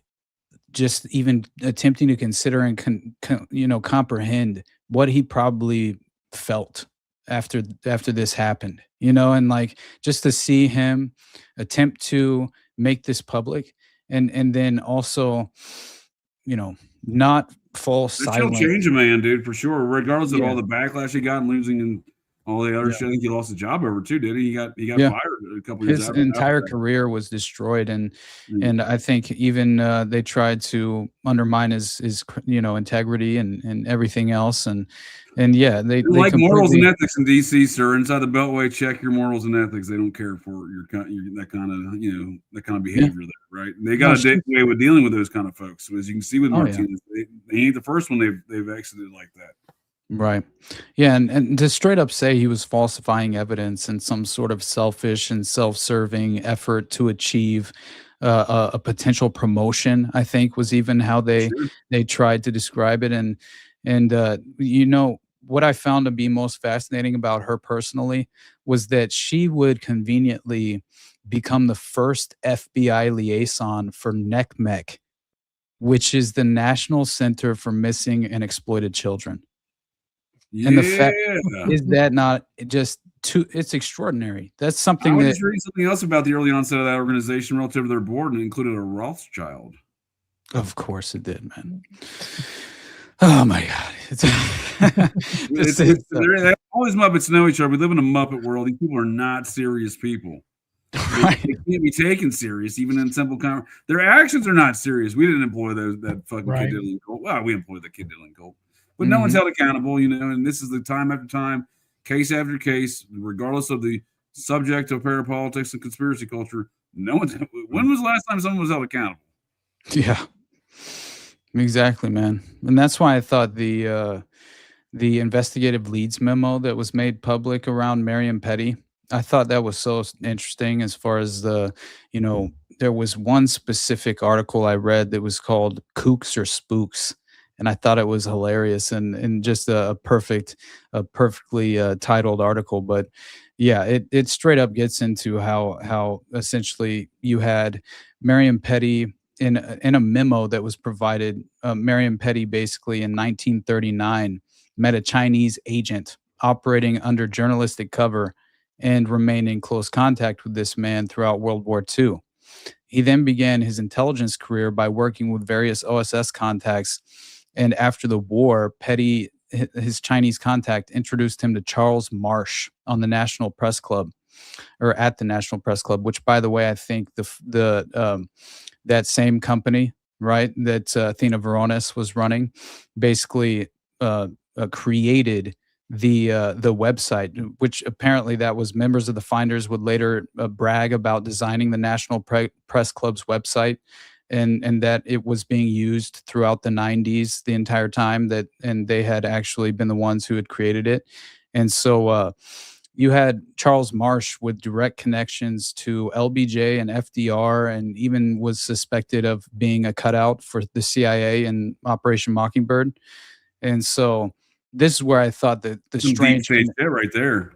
100%. And whenever you realize that there's a chauffeur connection to apparently so many of these, if you think about the Elm Guest House affair, which obviously there were a fleet of chauffeurs that were all pedophiles, and allegedly they were helping procure and abduct and traffic the victims and take them. Yeah. Right. Great way to employ that operation is somebody already transporting shit, right? And then you have a compromised individual doing compromised things.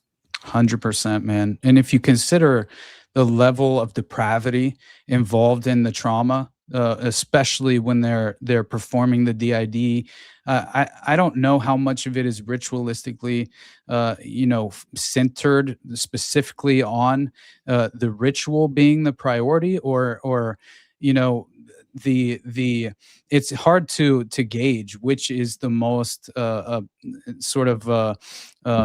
just considering the strategic methods that they're utilizing. It's hard to tell. Hard to gauge. No, you're right, because we understand the basic under some framework, but we don't understand the scope or the volume of these activities, and I think it's pretty dark. Oh my God. There's an example of, with Dutroux, right? The Scarlet Snakes were allegedly taken around at the parties and used to sadistically traumatize the victims during the sexual abuse. Not only, not only bestiality. Yeah. Not only are we dealing with bestiality, but this is like an absurd level that I had never been exposed to prior to the Dutroux affair. And it was something that to this day, has a direct and just fundamental disturbing effect on my psyche, just understanding what these poor children effectively went through during the trauma. But that's the implications, sir. It's the implications. Yeah. Because again, the known knowns of what we do know about, it's pretty fucking dark, dude. And it is those implications that seem to insinuate and point in the direction of it's way darker, dude. Oh my God. Darker. I mean, you want to talk about some accountability? I got some stuff. Go ahead, sir. I just wanted to bring up some Wexner Epstein lack of accountability for decades. No, that's perfectly fine. Honestly, we need to discuss this, but the only reason that I brought up the sinister nature of abuse is because it's what helped cultivate the alters in X1 specifically, and that was what I found to be so interesting and valuable, just conceptually for how they engage in basically practicing these sophisticated methods that over time have seemingly become far more effective. But I could be wrong. No, I think they've harnessed their skill sets They've been operating under the guise as Nazi enterprise of national security since the National Security Act of 1947, which eradicated July of 1947, eradicated free speech in America. Free speech cannot exist. I repeat, I am not the vice president. This is not a political message. I'm not in 2028. But free speech cannot exist under the national security state where free folks can stamp shit national security and no one knows about it. And it's these bureaucrats in D.C. that get appointed. It's your Kissingers, it's your Scowcrofts, it's your fucking Brzezinskis, Rockefeller Enterprises, if you will. And they of course report to the Rothschilds, who financed their first bank in Cleveland, Ohio. The Rockefellers, that is, was financed by the Rothschilds. No different than George Soros, and his seed money was from the Rothschilds. I used to put a lot of weight into the Rothschild conspiracy, but when all the fucking data points come up and right in your face hole, you're like, wait a second, what's going on here? Yeah. Anyway, my point there is no one is held accountable for any of these shit, but it's the power structure that's really behind the fact no one's held accountable. And it's back to your underclass style, sir. It's the class divide of we're gonna fucking bust you for spitting on the sidewalk during cough season. You're busted, buddy. You're out of here. And then you can go deal and eat kids, and you're fine, dude. There's no accountability. You can steal money. You can rob everybody blind. You can give away all of our tax monies, et cetera, et cetera. You can put America in debt for the next few centuries when the national debt triples essentially under Obama, right? Every president before, people don't realize money or numbers or know how to read. Right. So this is a difficult concept for a lot of folks. I'm not saying your audience. They're obviously intelligent folks. These are brain hole, but for intended purposes. But Obama took the national debt of America from every president before him and said, you know what? I can match that and do slightly better. He almost tripled the fucking national debt. Right. Yeah, exactly. And that seems to consistently be the case. With every, subsequent administration, they tend to always outspend the prior. And chalk it to the game, dude. Swipe that card, chalk it up to the game. We're just going to go in debt more, right? Man, that is the partisan pendulum swing, in my opinion, and we witness it every 4 years, and no one seems to pay any mind in terms of internalizing the reality of what that actually means, and that's why, just in terms of within, lending credibility further to that of what is most extraordinary, not only in the Epstein files, but connecting directly in with that of Pizzagate and further reinforcing just the reality of the level of abuse that they're, just not only experimenting with, but legitimately practicing and engaging in on seemingly a daily basis. And as I mentioned earlier, the adoption charity that was apparently the founder was asking Epstein if he needed any, quote, new steaks for his island because he only had 2 left. And so in the context of it, cheese. Yeah, I'll be sending fresh muffins down with Karina. You currently have 2 steaks left on the island. Would you like new ones? And it sounds very interesting whenever you kind of pair that with some of the more, sinister examples of pizza that are obviously in the files as well. And I mean, that was something that I felt like, just as far as the direct correlation that is obviously far more, revealing than it's given the credit in this moment. That's something that just kind of, just very much catches my attention every single time I see this just strategy play out. And that's why I think it is a strategy. It's the same Muppets, sir, and it's a power franchise, right? Think of Permadex. You think of Les Wexner, and you say Les Wexner bought out Air America, or Jeffrey Epstein's an Iran-Contra money launderer. These are no knowns. These are facts. But what it is, it's the ongoing efforts of what we see in Permadex. We see the CIA, the Vatican, and fucking the head of the mafia. Joseph Bonanno was the head of the 5 families. He was the head of the commission. The guy in charge of all the 5 families in New York City at the time was on the board of Permadex with CIA operative Clay Shaw. George Morenshield's on there, I believe. Yeah. Fucking, we got some Vatican representatives, dude. This is the same franchise or enterprise, right? And we see that around Wexner, right? So if you want to bring up that thing I'm sharing right now, if you've ever heard of Arthur, before there was Jeffrey Epstein, Les Wexner, there was a guy by the name of Arthur Shapiro. He was the Epstein before Epstein for Wexner. He got murked by a Genovese crime family hitman in 85? March of 1985, right? Mhm. Now, when we speak about people, folks with morals and ethics and try to do the right thing around here, the Columbus Police Department police chief got fired over releasing the police report, dictating that man in 1991, this was finally released, he got fired over it, dictating that Arthur Shapiro was murdered in a mob-style hit by a member of the Genovese crime family. Yep. Yeah, I think whenever I saw the Iran-Contra connection to Epstein obviously playing out in terms of, I think it was, I also saw something to do with what was his name? Hold on, let me pull it up. It was the grandfather of Adam Lanza. I'm almost positive it was connected in with basically the French Peter connection. Lanza's father was a partner at Ernst & Young. If you're familiar with those, that we Mhm. were talking about before with the 2008 housing crisis and the meltdown of the economy. These are the rating agencies and audit agencies that audit these corporations and help them get A+ ratings in which people to invest in. Oh, wait, we find out that was all bullshit. So that's your Arthur Andersons, that's your Ernst & Youngs, right? Peter Mhm. Lanza was a partner at Ernst & Young. He left that job to go be the executive vice president of accounting for GE, who's a major defense contractor, fraudster, et cetera, out of Fairfield County, Connecticut, there, where Right. Sandy Hook is. That's where they're headquartered. Yeah, it was. I thought it was fascinating, honestly. As far as like, of course, there would be a connection to Deep the finance, dude. That's some deep Mhm. finance. Oh yeah, and the French connection and pizza connection. I think these were very prominent. Even in the Dutroux affair, you have French Freemasons connected in with the Sicilian mob, which apparently were involved with the pizza connection and the French connection, drug trafficking international network that had been. I've seen enough Martin Scorsese films, sir, to know that the mafia would not engage in such actions. Oh my God! You know that. You know what's so funny is that I went on. I think it was my These are second. men of ethics and morals. So they take care of their community. That's what I see in all the Yeah, sure. Yeah, sure. And Jeffrey Epstein just so happened to be subletting an Upper East Side mansion that was owned by the State Department, right? And Yeah, he just happened to be a teacher of mathematics at a school, one of the most prestigious private schools in Manhattan, still to this day. And he can't even spell his name right on the chalkboard. It says Epstein, Epstine. That's so funny, man.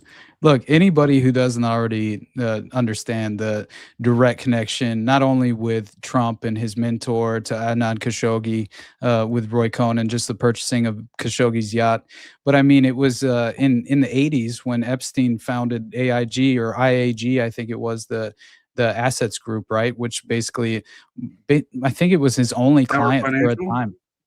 It was. I think it was the Khashoggi. Steve Hoffenberger and Epstein had that Ponzi scheme of about 450 mil there on Wall Street with Towers Financial.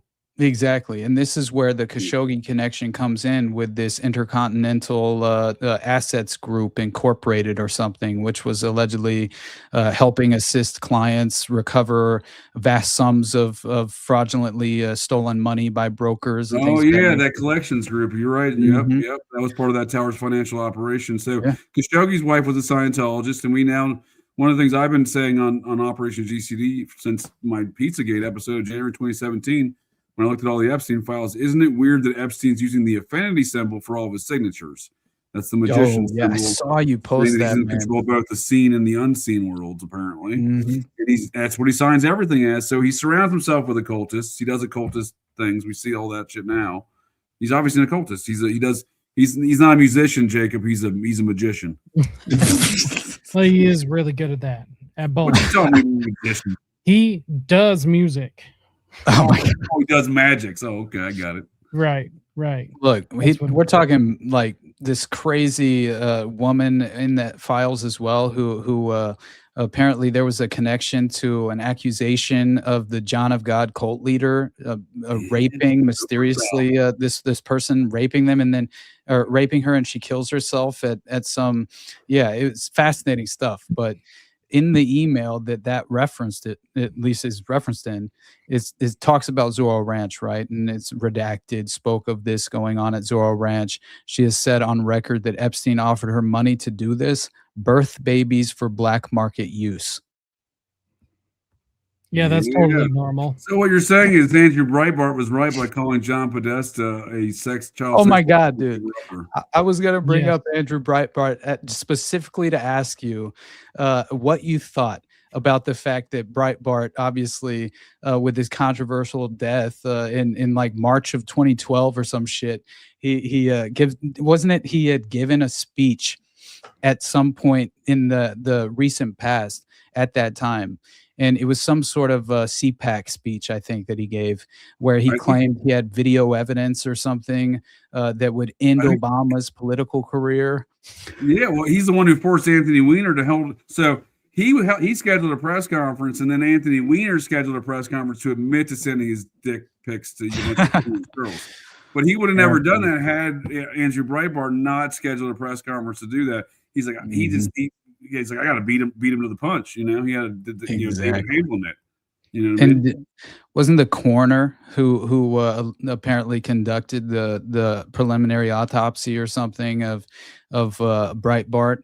He like died within hours of the report being released, and it was declared as like arsenic poisoning or something. I'm pretty sure. Yeah. He was the assistant coroner there in LA County. Yeah. Man, people, which by the way, the LA County coroner, they've never been involved in any sort of they're not a shady high impact event of priority targeted assassinations.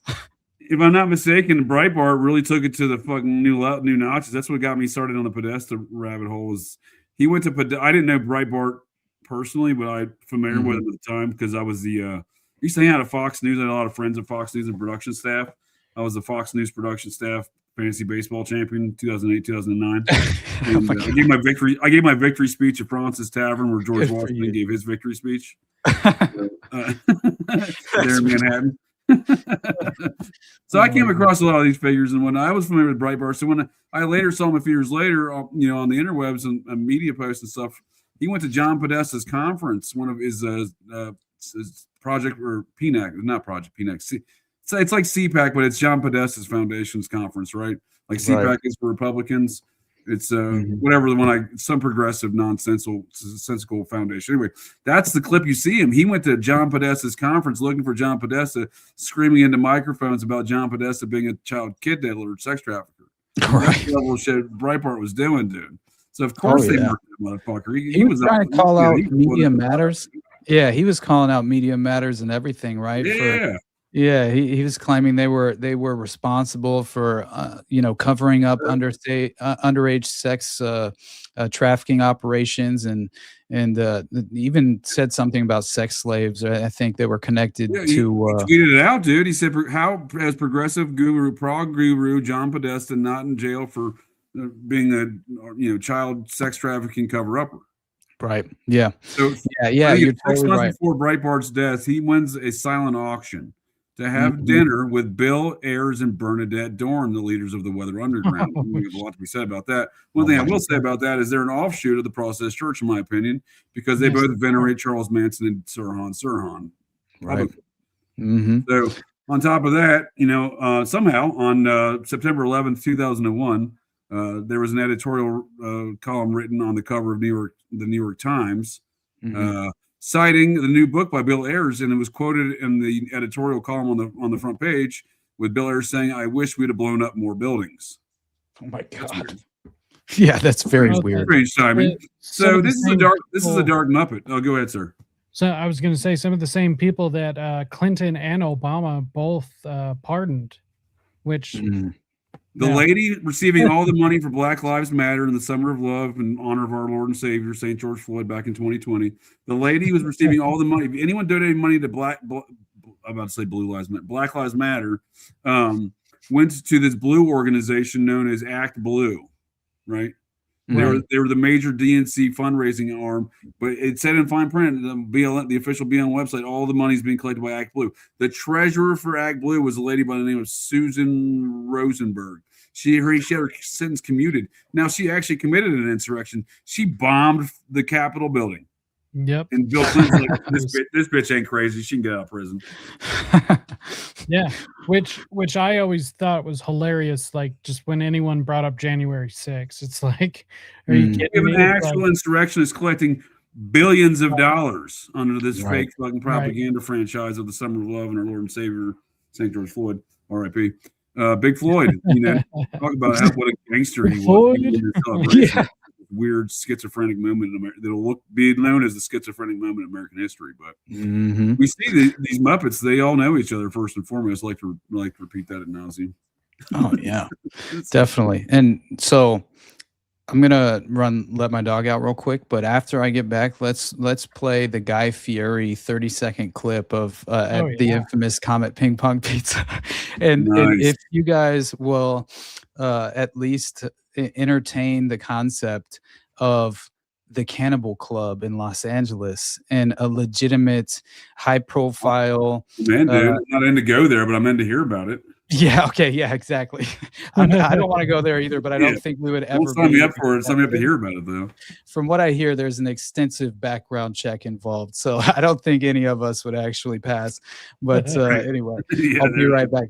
And by the way, this all would be, I think, just kind of like a perfect opportunity to remind everyone of a little bit about Rachel Chandler, the child handler, who was also discovered to be mentioned and referenced in the recent drops, and obviously I think she provides us with a great just kind of segue into not only the cannibalistic ritual murder that's taken place and how often that seems to be a part of it, but how really overarching this umbrella network was. I think Diddy is just an extension of the Epstein network. I don't think and I also thought it was absolutely fascinating how much there's references to now, if you remember, we'll have to at least read, because it is, I think, one of the most disturbing examples found in the files is that one that mentioned George Bush Sr. and the intestinal, basically consuming the feces in the intestines after committing a ritualistic sacrifice, and specifically it ain't so, Austin, not Prescott Bush's son, not Schindler's banker's son. Yeah, exactly. Which, by the way, I have to ask you at a certain point just to see what your thoughts were on that strange Ariane de Rothschild email correspondence with Epstein, where she's talking about how the Epsteins helped finance apparently this Hitler while he was in squalor and destitute in Vienna.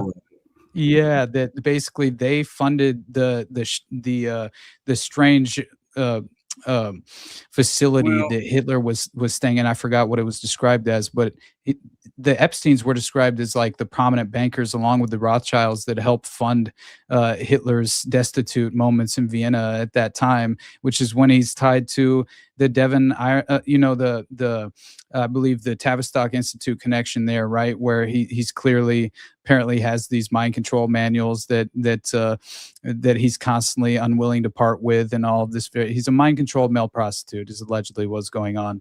So that made me consider the bloodline of Epstein, and also the notion of like the rags to riches false narrative surrounding I think the origin story that is Epstein. Sure. I think it was all manufactured. I always got to give him a shit-coated rags to riches Baxter. Look at Kid Rock. He grew up in wealth and he's from a trailer park. Look at Eminem. Kid Rock. Oh, man, Rachel Chandler's friend Eminem, right? You know what I mean? Yeah, exactly. Which is so I think that email is accurate. It can be accurate. It's plausible, and also I can also think of a scenario where it's not mutually exclusive, but that's plausible. But his name ain't Jeffrey Epstein. No. Do you have an actual name that you believe? Yeah, to be the you want to share name? that? The passport that was in his safe he's an Austrian citizen. Now this is either spook stuff, identity duplexing, because there's a real estate guy. The guy who owns he was a German child actor, a real estate guy, Swiss origins. Austrian origins. I'm sorry. And he's got the same name. So this is either spook identity duplexing. I don't know what's going on here exactly, but it's very fascinating to me. Interesting. His name on this is Marius Robert I always call it Fortellini. So this was in his safe. Okay. And it says he's living in Dammam, Saudi Arabia, right? Yeah. Well, that's precisely where this other guy's living. That's so crazy. If I type in Marcus Fortellini's there, Fortellini's. This guy there's an actual dude. right? This is an actual dude. So look at this guy. This guy actually looks like more like Epstein's brother than Mark Epstein could be, right? In my opinion. He absolutely does. That's so. But he has all those details. Marius Fortellini's there, real estate executive, and look, he lived in Dammam, Saudi Arabia. So he became a subcontractor for the Royal Saudi Commission, originally or operating primarily out of the cities of Jubail and Dammam, right there, Dammam. Huh.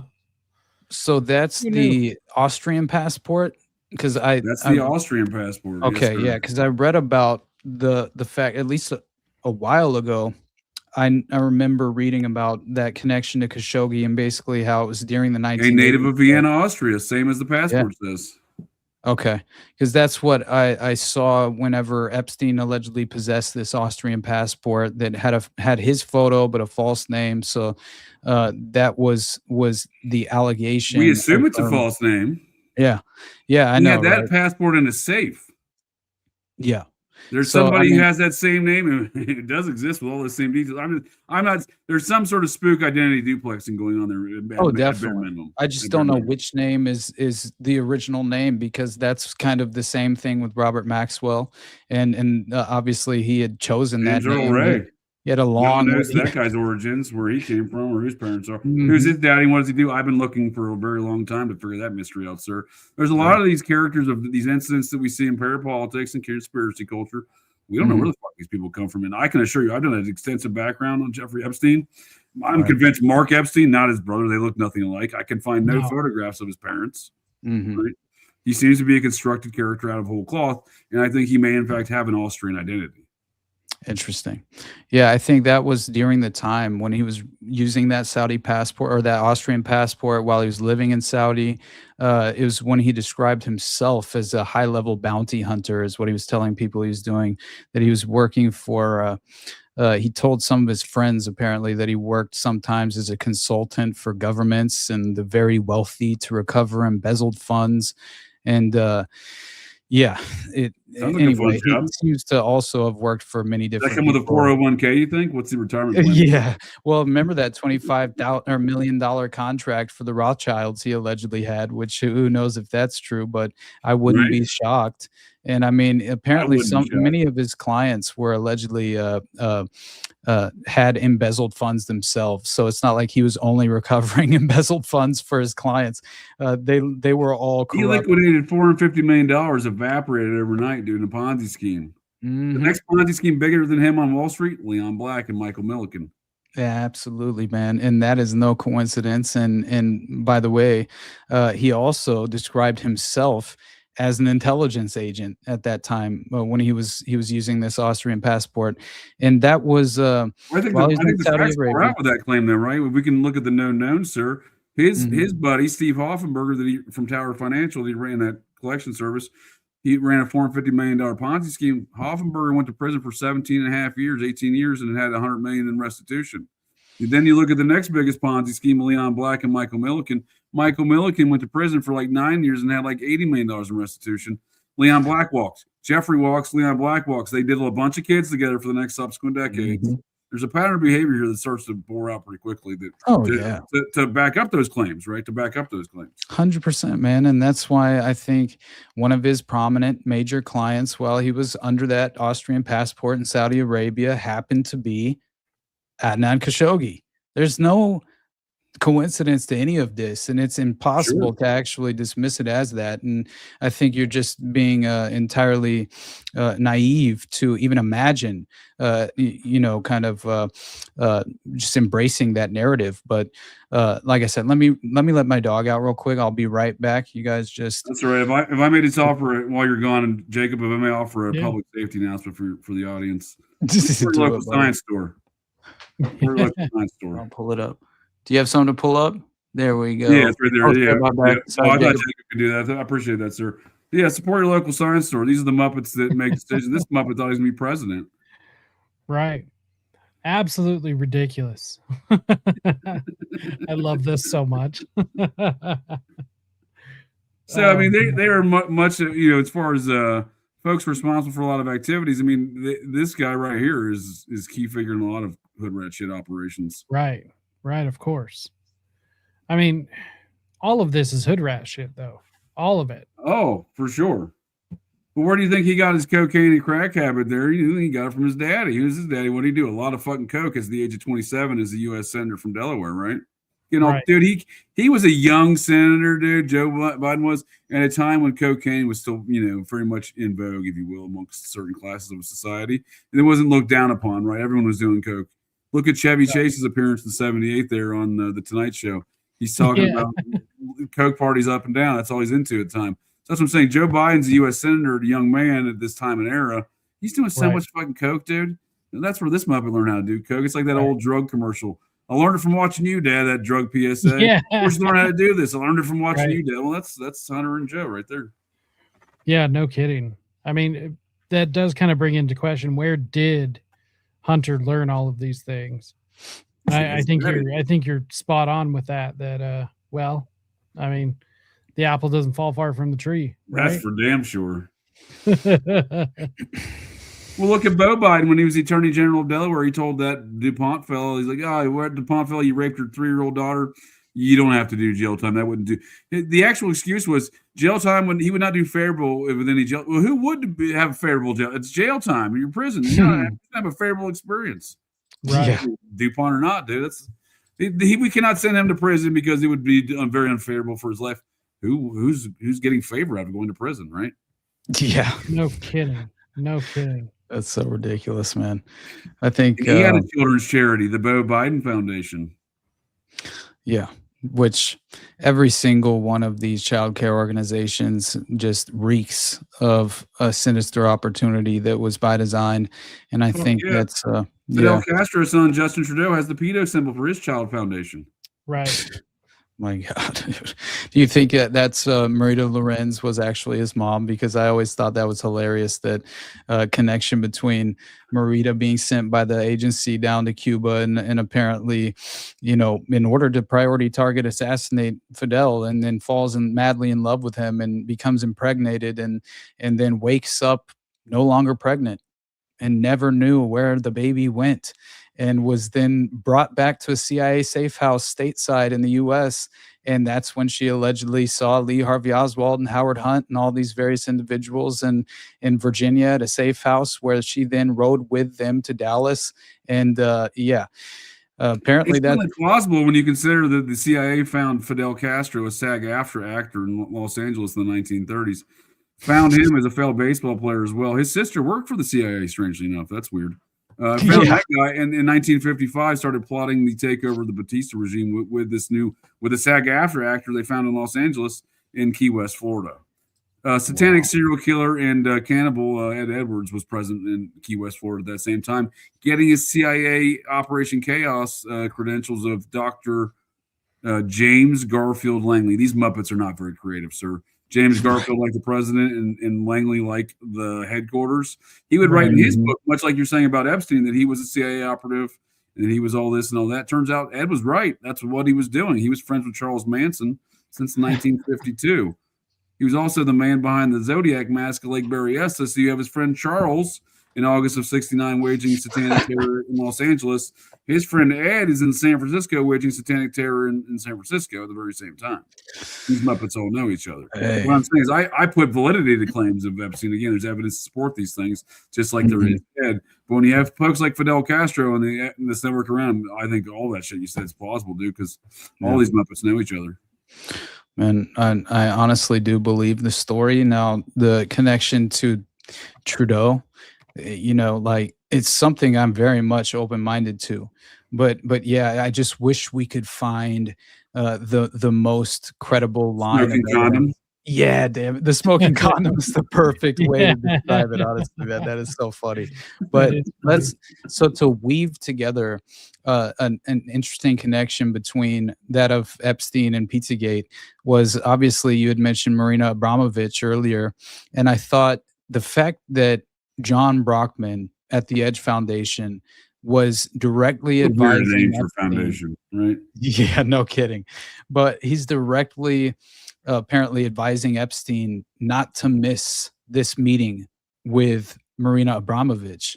that was in 2014, and various I think William Ramsey tweeted it because he CC'd all the different notable individuals who were apparently, or he mentioned the notable individuals who were CC'd on this email, and it was like Bezos, Sergey Brin, Elon Musk, Bill Gates. Jeff Bezos never did anything, sir. He's just the grandson of the guy who invented DARPA. He's a very smart businessman. He built that entire franchise by himself. The U.S. the taxpayer did not pay 2/3 of every Amazon shipment for 6 years. From like 2014. No. These things didn't happen. He just created it in his garage. No big deal. Yeah, it's totally organic. It's totally organic. Yeah, and Epstein loved the torture video just like Podesta did. So I mean, there seemed to be far too many direct, and obviously we were talking about the grape soda and pizza connections in the emails that are the jerky one. Oh yeah, that was the other one that you had mentioned the other night. So many jerky references, dude, and they're all out of context for anything that's supposed to be jerky. Oh my god! One of them is like, "Do you want me to walk your jerky to you, or do you want the jerky to walk itself?" Well, jerky don't walk itself, motherfucker. Yeah, right. Exactly, man.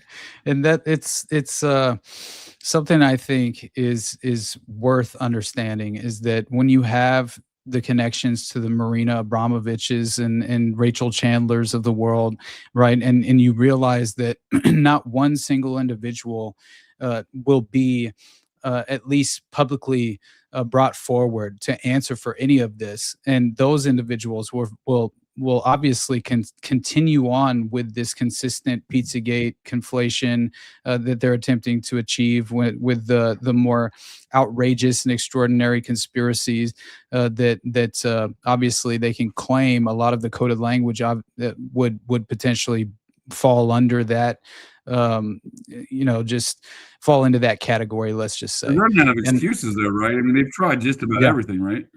I'm sorry. Yeah. They have, and honestly, a lot of it's not working at this point. I mean, I don't know I don't know what that means, but we're entering the Streisand effect era of all this, right? Where they're going to keep demanding us to look at it, and it's just going to cause more people to fucking look at it.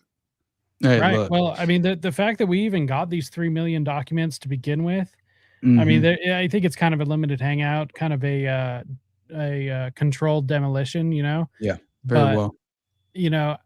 The very fact that we even got them in the first place is still. I'll agree with you, sir. It's got the hallmarks of manufactured, so machinations of some sort, right? Right. I agree with you. There is a lot. It's questionable, very questionable. All of this shit. Right. What's being released, what's being obfuscated, the way they're acting about it, it's all very suspect. Absolutely. I apologize for walking. I think I got a delay. Oh, you're good, buddy.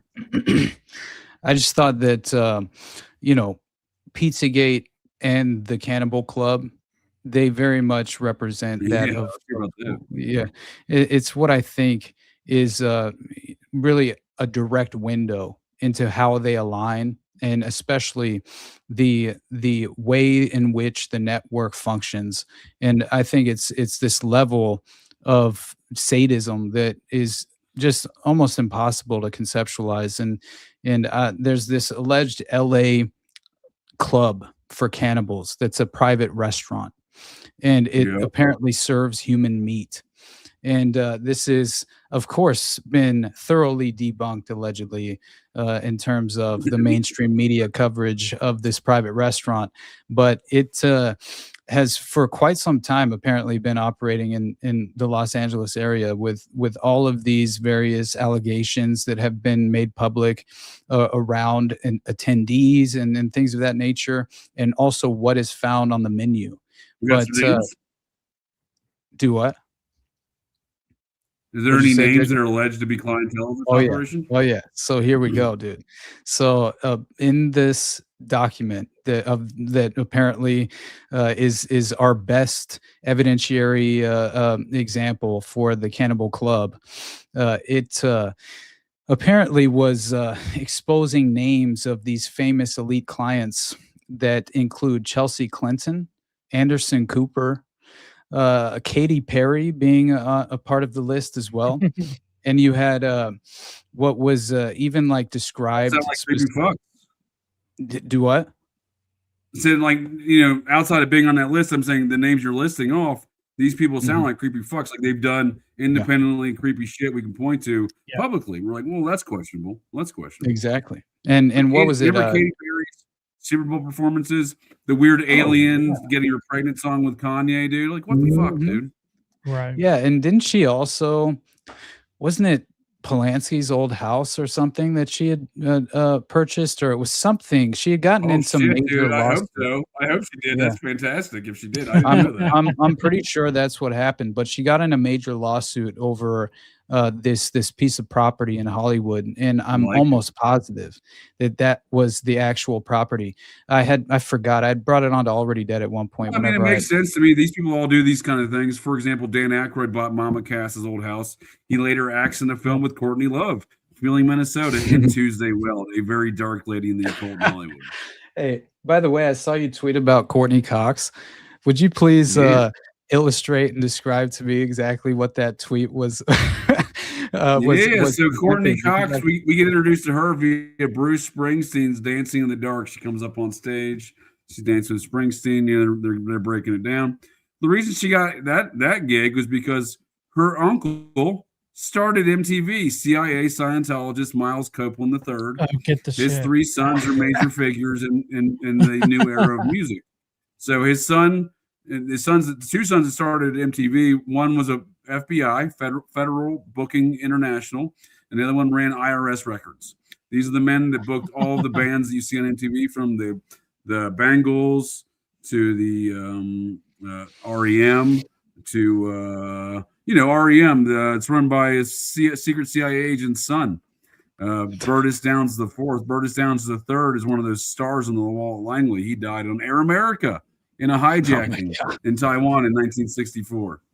So these are, but that was amazing. Back to Courtney Cox, her stepfather, who she grew up as her calling father, is Miles Copeland III's brother, Scientologist and CIA station chief. And again, his sons bring us MTV, and they also bring us the drummer for the Police, his other son, Stuart Copeland. Holy shit. That is so you have the Police, incredible, IRS, and the FBI, and these are all the men of the son of a CIA station chief career, OSS guy, Project Paperclip style, later turned CIA station chief and Scientologist. And his wife was MI6. So you have the joint CIA MI6 situation you see exhibited by the process within the Copeland family proper. Wow. Dude, this just has... That's Courtney Cox. That's where Courtney Cox comes from, This has like Tavistock written all over it, Oh, big time. Like the process coming out of Tavistock, MI6, CIA, that's what I'm saying. You see that all represented at the early onset of fucking MTV with the Copeland family. Oh yeah. Right. I think even like the weird Hunter S. Thompson connection to the Esalen Institute, and just understanding that was sort of Tavistock West, Tavistock 2.0 West or something. He was the original security guard there, right? He had his 45 walking around there chasing off hippies, and is that Yep. That's his role apparently. But with this crazy connection, Katy Perry herself, by the way, even she stated this out loud publicly. Cannibalism. I'll be right back. Okay, cool. Cannibalism is a way more popular apparently than you think of. And human flesh is the best meat. These are 2 quotes that she apparently said out loud publicly, which is absolutely absurd to me. Austin, she's just joking. She doesn't mean these things. Man, it's hard to right? Like anytime you question it, you're like, no, it's all she was being humorous. Mm-hmm. And the restaurant itself promoted itself as cutting edge of experimental cuisine. Cutting edge, huh? Their artistic. Words are fantastic. And serves LA's cultural elite. The Cannibal Club even has a website to this day, still up and alive apparently and functioning. I looked into it earlier. It's fascinating, man. Cannibalclub.org. Yep. So wasn't there a cannibal restaurant out that was like way too on the nose out of the Epstein files, like Cannibals and Buttholes or something like that? Yeah, and I think the restaurant owner himself tried to distance himself. Made puts of a few different. No, we don't do Cannibals and Buttholes here. It's just a funky title. We're being human. Exactly. So they even go as far on this website to claim that they specialize in the preparation of human meat that comes from young and healthy bodies. Cannibal Club's visiting chefs hail from around the world and come to LA to practice their craft free of compromise and unbounded by convention. So, I mean, hey, Austin, Reuters just says this is an old hoax, man. This is fact check. Thoroughly debunked. Hey, man, that's what they claim, which is the most ridiculous well, people thing. wonder where the victims are, the witnesses and stuff. You see them outing the Epstein witnesses, and the DOJ is printing their fucking names and shit, right? There's never an environment which would cause anyone in any of these circumstances to be like, I should probably blow the whistle on this. No, that's never the environment that's being produced here, right? No, I just don't understand some of the concept. If there was a cannibal club, there'd be someone with fucking. You can't keep a secret. Fuck yeah, you can't. Especially if they kill you. If you don't, you know. Exactly. And then they're gonna eat you because they're cannibals. Dude, that narrative that like secrets can't be kept. Dude, I always point to stuff like the Manhattan Project. It's like, dude, secrets can be kept, and it can be kept by a fuck ton of people. Right. Like, and still are kept. No one knew until 2004 that Burtis Downs III. It was all in all newspaper. This is the REM's manager and lawyer for 32 years. Burtis Downs IV, his father. Burtis Downs III. No one knew until 2004 that he was not a Presbyterian minister on a mission, Christian mission in Taiwan in 1964, and that the Air America airline did not have a mechanical failure. It was indeed hijacked. And then in the State Department cable, they circle notify Burtis Downs II, right, and his wife of Virginia, Petersburg, Virginia, and it says, and they circle CIA, and then they have attached there the actual articles at the time in '64 saying Presbyterian minister mission. Yeah, but for 40 years that was classified. No one knew that he was a secret CIA agent with the Star of Wall of Langley. Right. That's why they shut up, because they don't want people can't keep these secrets. No, I mean, you know what I mean? Like, it's fucking stupid, dude. Right. Dude, all I'm saying is when you read through the promotional, just language that was used for this Cannibal Club website, it's insane. And it feels like it comes straight out of a new age model playbook of, kind of how they function and push that agenda forward. And directly, they claim their exclusive clientele includes notable filmmakers, intellectuals, and celebrities who have embraced the Enlightenment ideals of free expression and rationalism. On even nights, and avant-garde performance artists, celebrated literary figures, and groundbreaking musicians entertain our guests. At Cannibal Club, we celebrate artistic excellence as the natural and inevitable expression of the unbridled human spirit. That's why Hunter Biden was supporting his local science store in Malibu. Then maybe that's why. But again, think about what they did to the witnesses from Omaha, the Franklin scandal. They threw Homegirl in solitary confinement, dude. Right. Because she would not recant her actual known testimony, right? They killed Troy Bonner's brother because he wouldn't recant his testimony. Yeah. Right. Yeah, this is just the nature of the enterprise, I feel like. And that's how it very much reveals itself as well over time, which makes it undeniable, I think, and a reason what why. You're describing it makes sense, dude, because there can be no witnesses. There's no witnesses. They're just going to cook them up for dinner next week, dude. Oh, yeah. And by the way, they claimed that the finders were, legitimately, as well as I believe it was Breitbart made the accusation that Planned Parenthood was actually responsible for some of the child. Clearly, I think that they're even contracted out to certain. I think they're providing fetuses, various other body parts, and things of that nature to the enterprise. Margaret Sanger and Bill Gates that were very nice eugenicists. They would not do such a thing within the organization they created at Planned Parenthood. There's actually a journalist that got busted when Kamala Harris was still attorney for the state of California. There's a journalist. Yeah, dude, they were buying Lambos out of those Planned Parenthoods, weren't they? They were like the people were making commissions on selling the parts. Yeah, this journalist exposed. Give me a second Lambo, dude. Sell me some baby parts. That is so funny, dude. Like each individual location was selling parts. They were making millions at like individual locations, and this guy exposes it, and they're trying to sue him for that. No, they threw him in jail. They threw him in jail. He violated because you couldn't. There was a law saying you couldn't film inside of there. You're like, oh, buddy, you violated that law. This is back to the Underclass. Right. They'll Some people, crack they're down just, on that one. you're gonna get busted for breaking that law, but they're gonna sell baby parts inside the building. That's what you're uncovering. Like, no. They say certain can't. local morgues were also essentially contracted out to providing body parts and organs to these private restaurants. A lot of money. And yeah, exactly. And isn't that... Well, we saw that recently, sir, out of the Harvard Medical School. They got busted for selling body parts across America. In fact, it was largely being run out of Pennsylvania in this networking of out of Harvard Medical School. And some of the price tags were kind of ridiculous. They're depending on the clientele, it seemed, because they were willing to sell folks a high dollar, skull or brain or some shit. And then they were willing to sell that for like $5 as well at some party. So maybe it was who you knew or who you blew. I'm not sure what, but ritualistic cannibalism. We see this trafficking going on. That's out of Harvard Medical School, dude. They're selling. Well, yeah, exactly, dude. You mean to tell me they're not selling parts to eat out of Harvard Medical School? Get fucked. They're obviously right. Yeah, Right. man. Well, in that, over in Pennsylvania, that guy just got busted for grave robbing as well. And I mean, dude, he was openly selling bodies That's that the he same robbed shit. That's part of the same. Yeah. Dude, this is right. This is a huge network. He robbed over Same dude. He 200 was a focal graves. point in the Harvard scam. They were shipping it to him.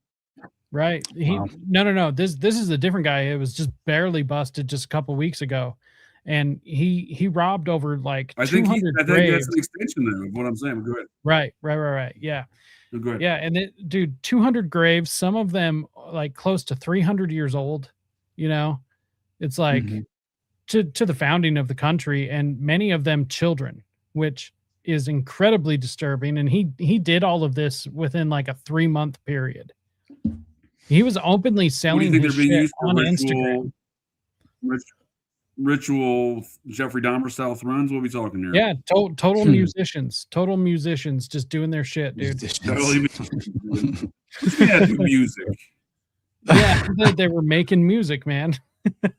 Okay, I think. I think that guy in Pennsylvania is apparently a middleman in this whole operation that was being run out of Harvard Medical School. From the court filings that I read, right? I think it's the same situation. There was a middleman in Pennsylvania that was also doing other corollary. So that's the other thing. Like, if you're part of a network, you're doing other hood rat shit. You know what I mean? Like, they're doing. Oh yeah. If you're a middleman in this body parts operation at Harvard Medical School in Pennsylvania, well, you're doing other hood rat shit as well. Maybe you're working on your night cheese. I don't know. That guy was in Pennsylvania. Yeah, exactly. Maybe they're just studying the taste and elegance of human meat, right? It's all a joke. It's all parody. Well, did you guys see those pictures of Epstein with he came down with a disease that you only get from eating human flesh? Like he had his lip was all swollen and his eye was all swollen and stuff. This was Jeffrey Epstein. There were guru like that brain eating kind of amoeba they say you get from. Yeah, that's what he came down with, and he passed it along to somebody else. And one of the documents was saying that the woman went to the hospital and got tested for it, and that's what they had to treat her for. Like, that's what mad cow disease is. Mad cow disease is the prions within the cows there when they give it nuts. Yeah, I think really the point that was so interesting to me as far as beyond the menu itself that was offered for this alleged cannibal club was the fact that there was one sort of description that was offered that really just caught my attention instantly, because apparently there's a specific chef of the cuisine that was named Sophie Lafitte or Lafitte or something. No, I don't know. Adam Perry Lang, Epstein chef from the Joe Rogan show. Not that guy. Yeah, no, not that guy. But still, I'm sure he at least many of the chefs that are employed privately by these very sinister individuals more than likely a lot of weird presidential chef murders, right? Or I'm sorry, suicides. Oh yeah, 100%. But this individual claims that the meat we serve is selected from the young and healthy, consistent with the practice of cannibalism in many primitive societies. We view anthropophagy, anthropophagy,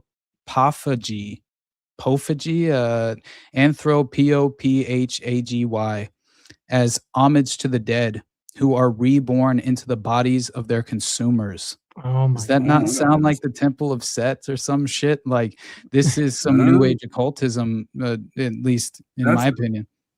I agree with you, sir. It sounds like it's very organized, very collected, very corporate-like, and that anthropophagy word is apparently the instruction which to eat human flesh. There you go. That's I'm not familiar with that word either. It says the technical term for the consumption of human flesh by other human beings, anthropophagy. Don't make me use that in a sentence or spell it. I know, right?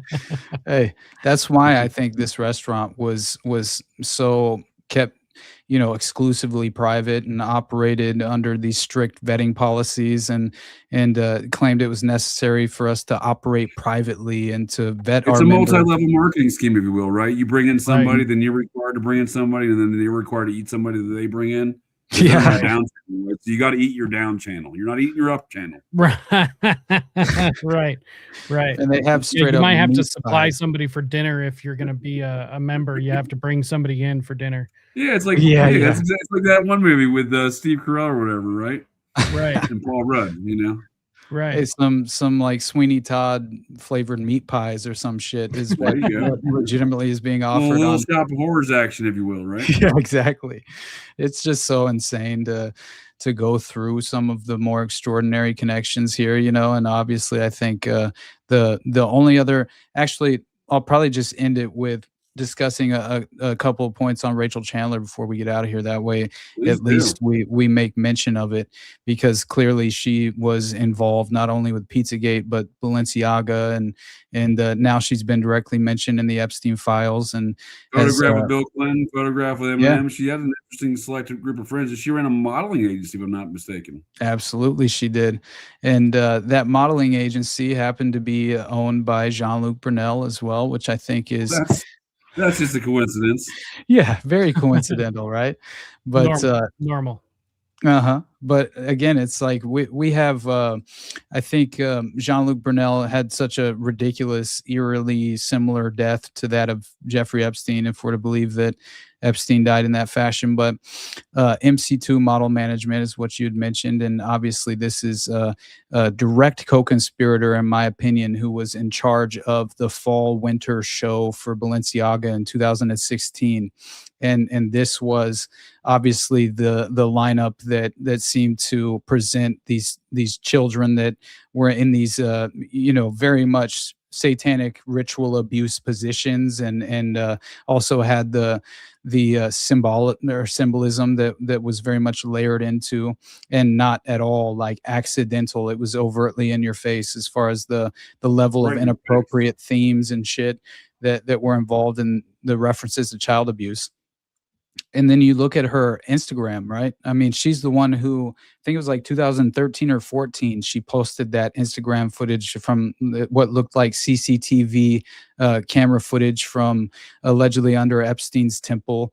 And by the way, she locked her Instagram down immediately. I know, right? That, dude. Isn't that crazy? And I think the imagery down, dude. Oh yeah, and all her social media. Wherever that was a subterranean facility with a lot of weird shit going on in that imagery. Mm-hmm. Yeah. Absolutely, man. And that's why I think you had people claiming that even within that CCTV footage, there were depictions and acts of cannibalism that were sort of underreported and under-acknowledged within that context. And I remember one of them, there was a large group of folks sitting at a long table and they were eating some substance. So exactly. And that's what I think, seemingly at least lends credibility to that sort of being the case. And also the disturbing photo of some victim that seemed to be in this sort of, her arms were bound and she was on a beach, I believe is the way that it was presented. And my God, man, you look at the meat pies, which look like they have like legitimate organs, like human organs in the actual pie itself. Like it's cut open a little bit, and it's very strange that it was ever even on her page whatsoever, right? And then once again, sure. I mean, my God, whenever you put everything together, 14 years old with Clinton, and I think with the actual Instagram social media footprint, she had images on her account with all of this exploitative, traumatic abuse indications to the pictures themselves, with showcasing these children that were obviously involved in some sort of satanic ritual with blood and tortured figures, reminded me of Marina Abramovich in many ways, right? The urine and sperm. Same pattern of behavior, same image, same kind of thing, same depiction of activities, right? Same mode of operations. Right. Yeah, and I think that's why it's hard for me to kind of separate any of this, because I think it's just one whole perverse network that leads into the other. I don't really think there's a major. That's absolutely what it is, dude. It's the fucking picture of Dave McGowan with the 4chan post of the meme. It's shit's way worse than what you think it is, dude. Exactly. Right. Exactly. In fact, speaking of that, I've on the backside here, I've been playing around with this app, the web, and I just came across a document. It's EFTA 00148-211, and do you want me to write that? Is this a test? Do I have to answer this question? Yes, you do. Yes, you do. It will be on the exam afterwards. But this is actually talking about some allegations that over at Zorro Ranch, there was an affiliated. There were cabins out there that were a used location for sex and intentionally giving victims of rape STDs. And the purpose of this is to cause so much brain damage that they wouldn't be able to testify or talk about what happened to them.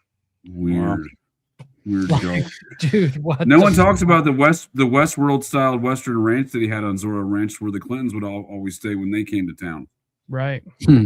Exactly. No, Zorro was legitimately like it. Just as far as that crazy portrait of Ghislaine with like her legs open, allegedly descending into the dungeons. Dude. Yeah. And they were described as. If we're bringing this in for a landing, sir, I'd like to. Yeah. Oh, go ahead. I was way behind you, cut out there or something. Oh, you're good, buddy. No, I think there might be a little delay, but as far as we'll close this out, bro. And I promise the only other connection I wanted to make was just the connection that Rachel had directly into the files, and it seems like she was named by various individuals who were obviously providing either the FBI tips or they seemingly were very highly redacted as well, but one of which seemed to directly name Rachel Chandler, right? And it was information is obviously redacted in this, but I've seen Rachel Chandler, a white woman who is involved with child trafficking and handling and linked to Epstein and Maxwell. She is now living in redacted, and the vast majority is redacted after that. But they go on to claim that a specific crime occurred that Rachel was a part of, and apparently Rachel Chandler obviously is now still effectively mentioned as being a part of an active network that is going about the same sort of playbook, and I think that this is a reason why we're not hearing much about individual perpetrators such as Rachel Chandler. And I mean, it's hard not to think that way whenever you have. I think Rachel Chandler served as a West Coast recruiter, just like any kind of corporation has different divisions, regions, and whatnot. She served as a West Coast operation recruiter. Whereas I investigated, when I was a PI, I investigated this young gal's murder, and she died. She was murdered in Henderson. Speaking of no one being held accountable and no one giving a fuck, I investigated this young gal's family hired me to investigate what happened to her. And nearly 20 years out, close to 20 years after the fact, she was murdered in April of 2002 in Henderson, Nevada. She was recruited into a sex trafficking network that I concluded was the Maxwell Epstein sex trafficking network out of Myrtle Beach, South Carolina. This is her photograph of Ghislaine Maxwell's then boyfriend, Ted Wyatt, founder of Gateway Computers, in 2001 in San Diego, California, Ted's 40th birthday. I disregard Ted's ex-wife's 40th birthday, where he brought his girlfriend Ghislaine to, and apparently some of their sex trafficking victims. Wow. To date, no one solved this young girl's murder. I can tell you right now, the police in Henderson, Nevada, they don't fucking like me. No one wants to have any questions asked about this murder. My God, man. It never ends, my brother. It never ends. Seriously, it's just one gigantic It's rabbit hole. it's dark, and I don't even think I even understand it, dude. So as Yeah. much as I can recite aspects, as much as I can tell you I've investigated a victim of this franchise and her murder that no one gives a fuck about, no one's been held accountable for. She would be 46 this year. She'd be the same age as me. Again, her family, there were some nice people. There's a lot of victims' names we don't know, and there's a lot of people that have been traumatized, and their families are continuing to be traumatized to this day over these matters. Right. So Dude, to I'm have kinda Pam being Bondi and all traumatized. these Muppets up there, dude, I'm offended for a lot of people that I know Absolutely, directly that are victimized by these things. Yeah, I agree, brother. I think there was one last crazy connection to pizza that I remembered just now. That was basically Epstein, a screenshot that he had apparently that was a Skype call with a text message, and apparently this all was sent from a BlackBerry contact named Torture, right? And it says visible. It reads, "I'm still waiting and watching the melted cheese drip." Yeah. Right. And I just thought, you know, That's the reaction I just had, dude. I had some weird Mhm. shivers just run up my shit, dude. I'm like, it just hits you wrong, dude. That phrase Mhm. does not hit you right from a No, fundamental, it does not. like No, it biological, does not. molecular level, dude. 100%, buddy. I think that's why we have to try and at least shine a light into the darkness, right, as much as we possibly can, especially when it's seemingly as relevant as it is in this moment. And I mean, if you want to just, as far as I'm concerned, I've been saying this and repeating it a little too often as of late, but I think it's mainly because of how much it applies so directly to what we're dealing with. And it's how Sure. I described Pizzagate whenever I covered it a few years ago. And this is legitimately the sentiment that is just, consistently being reinforced within my soul, at the core of who I am as a person, ethically speaking. And that is, it's time to justifiably incite a moral panic, right? I don't In our disagree, sir. effort to expose an immoral society as we deconstruct the dishonest framework intended to distract us from the most disturbing and destructive epidemic facing all of global society, the epidemic of child sex trafficking. And I just legitimately believe, And the pedophile occupied government.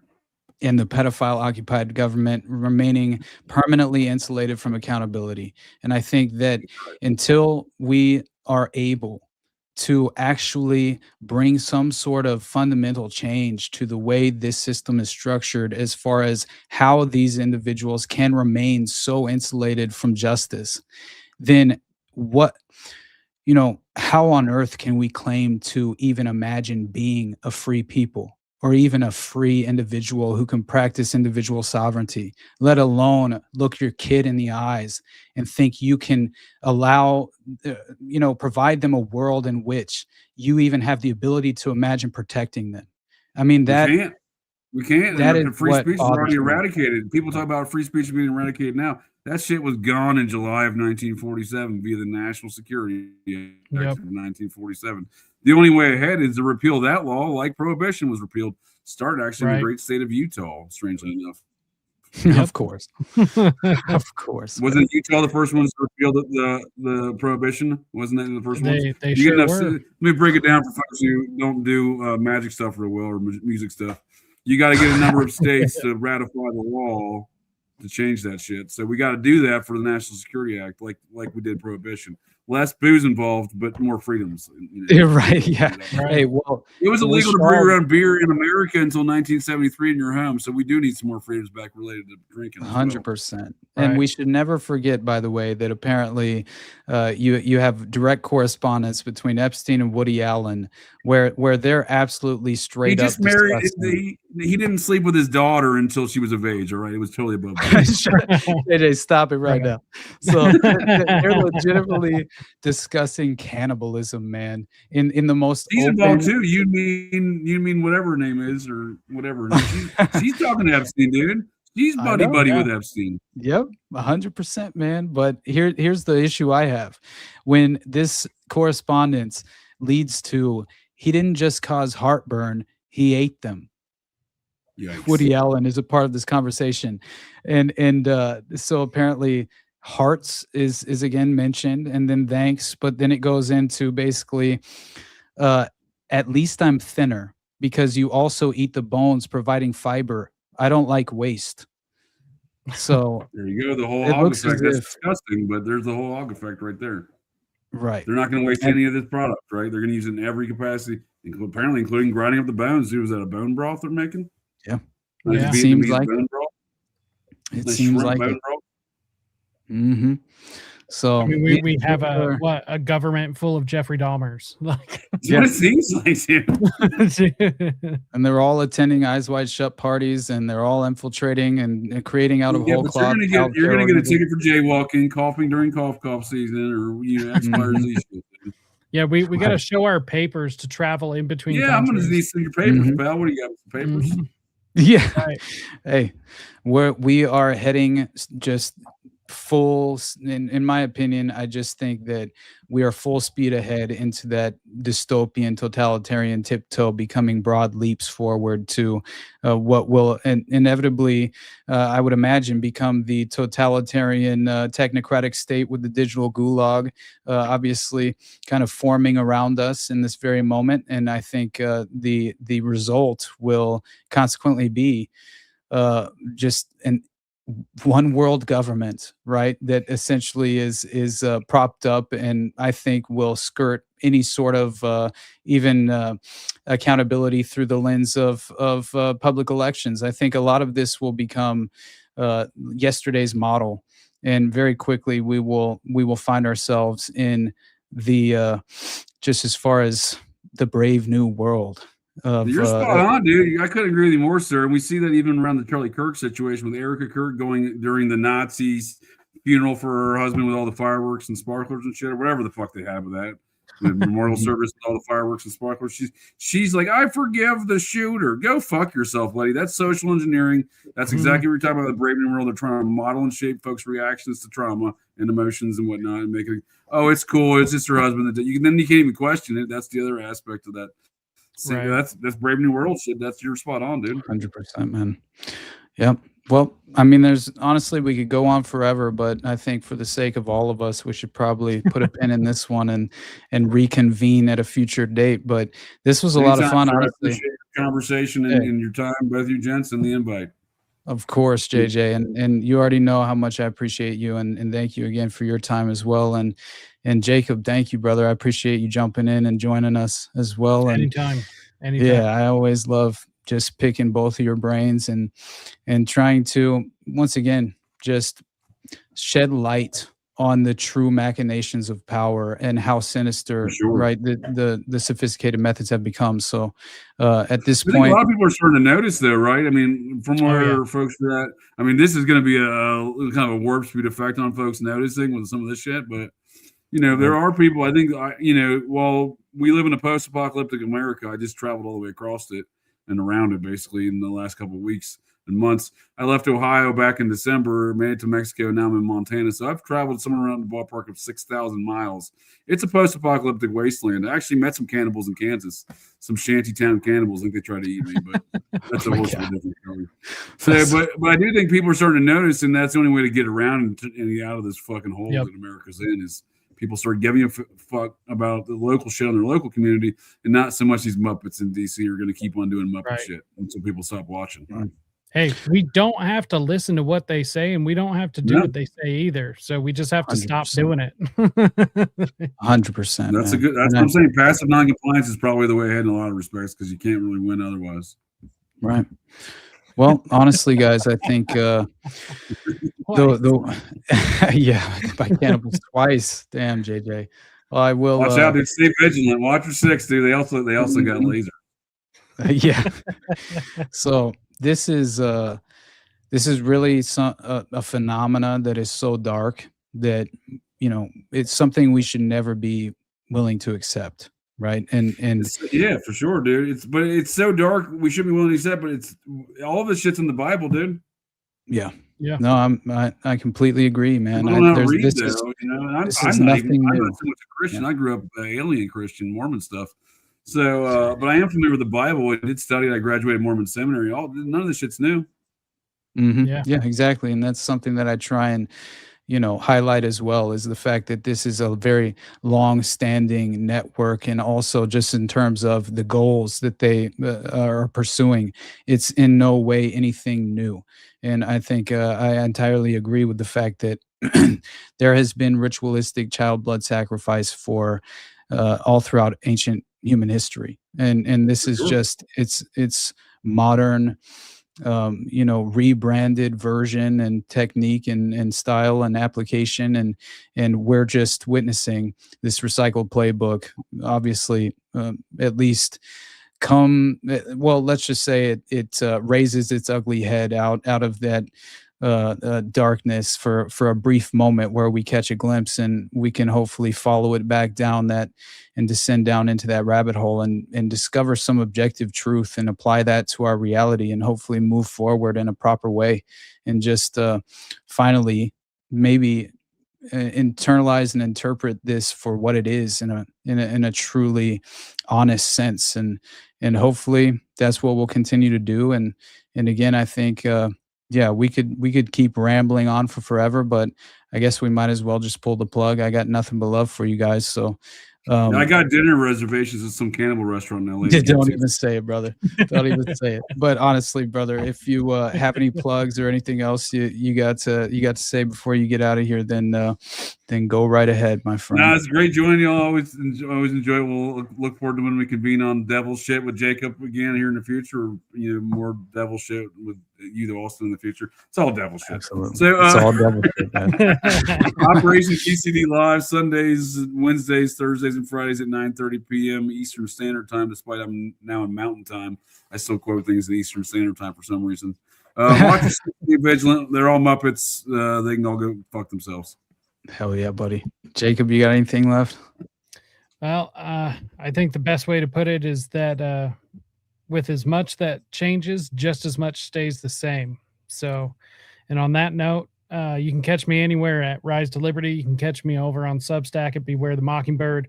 You can check out my merch, risetoliberty.store, X, Instagram, Telegram. That's where you can find me. Also, every Wednesday at 5:30 p.m. Mountain Standard, 7:30 p.m. Eastern, I do Satanic Panic is Real over on my channel.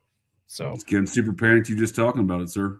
I'm already there. You should be. I feel like we all are at this point, and as I said before, yes, justifiably so, I think, and we should all feel a legitimate sense of profound contempt and hope to elicit that in all of our audience and the vast majority of people we come into contact with. I think just to shake them to their core and wake them up to the dark reality we are facing, as I've said many times in the episode. But I appreciate everyone here, everybody in the audience. You guys already know how much love I have for you, and both of you, you're my brothers. We're in the trenches on the front lines of the mind war, as I like to say, and I couldn't be more grateful or feel more eternally blessed for the opportunity to sit down here with you guys. So I appreciate you all. Nothing but love. I hope you guys have a wonderful evening, and I'll catch you on the other side.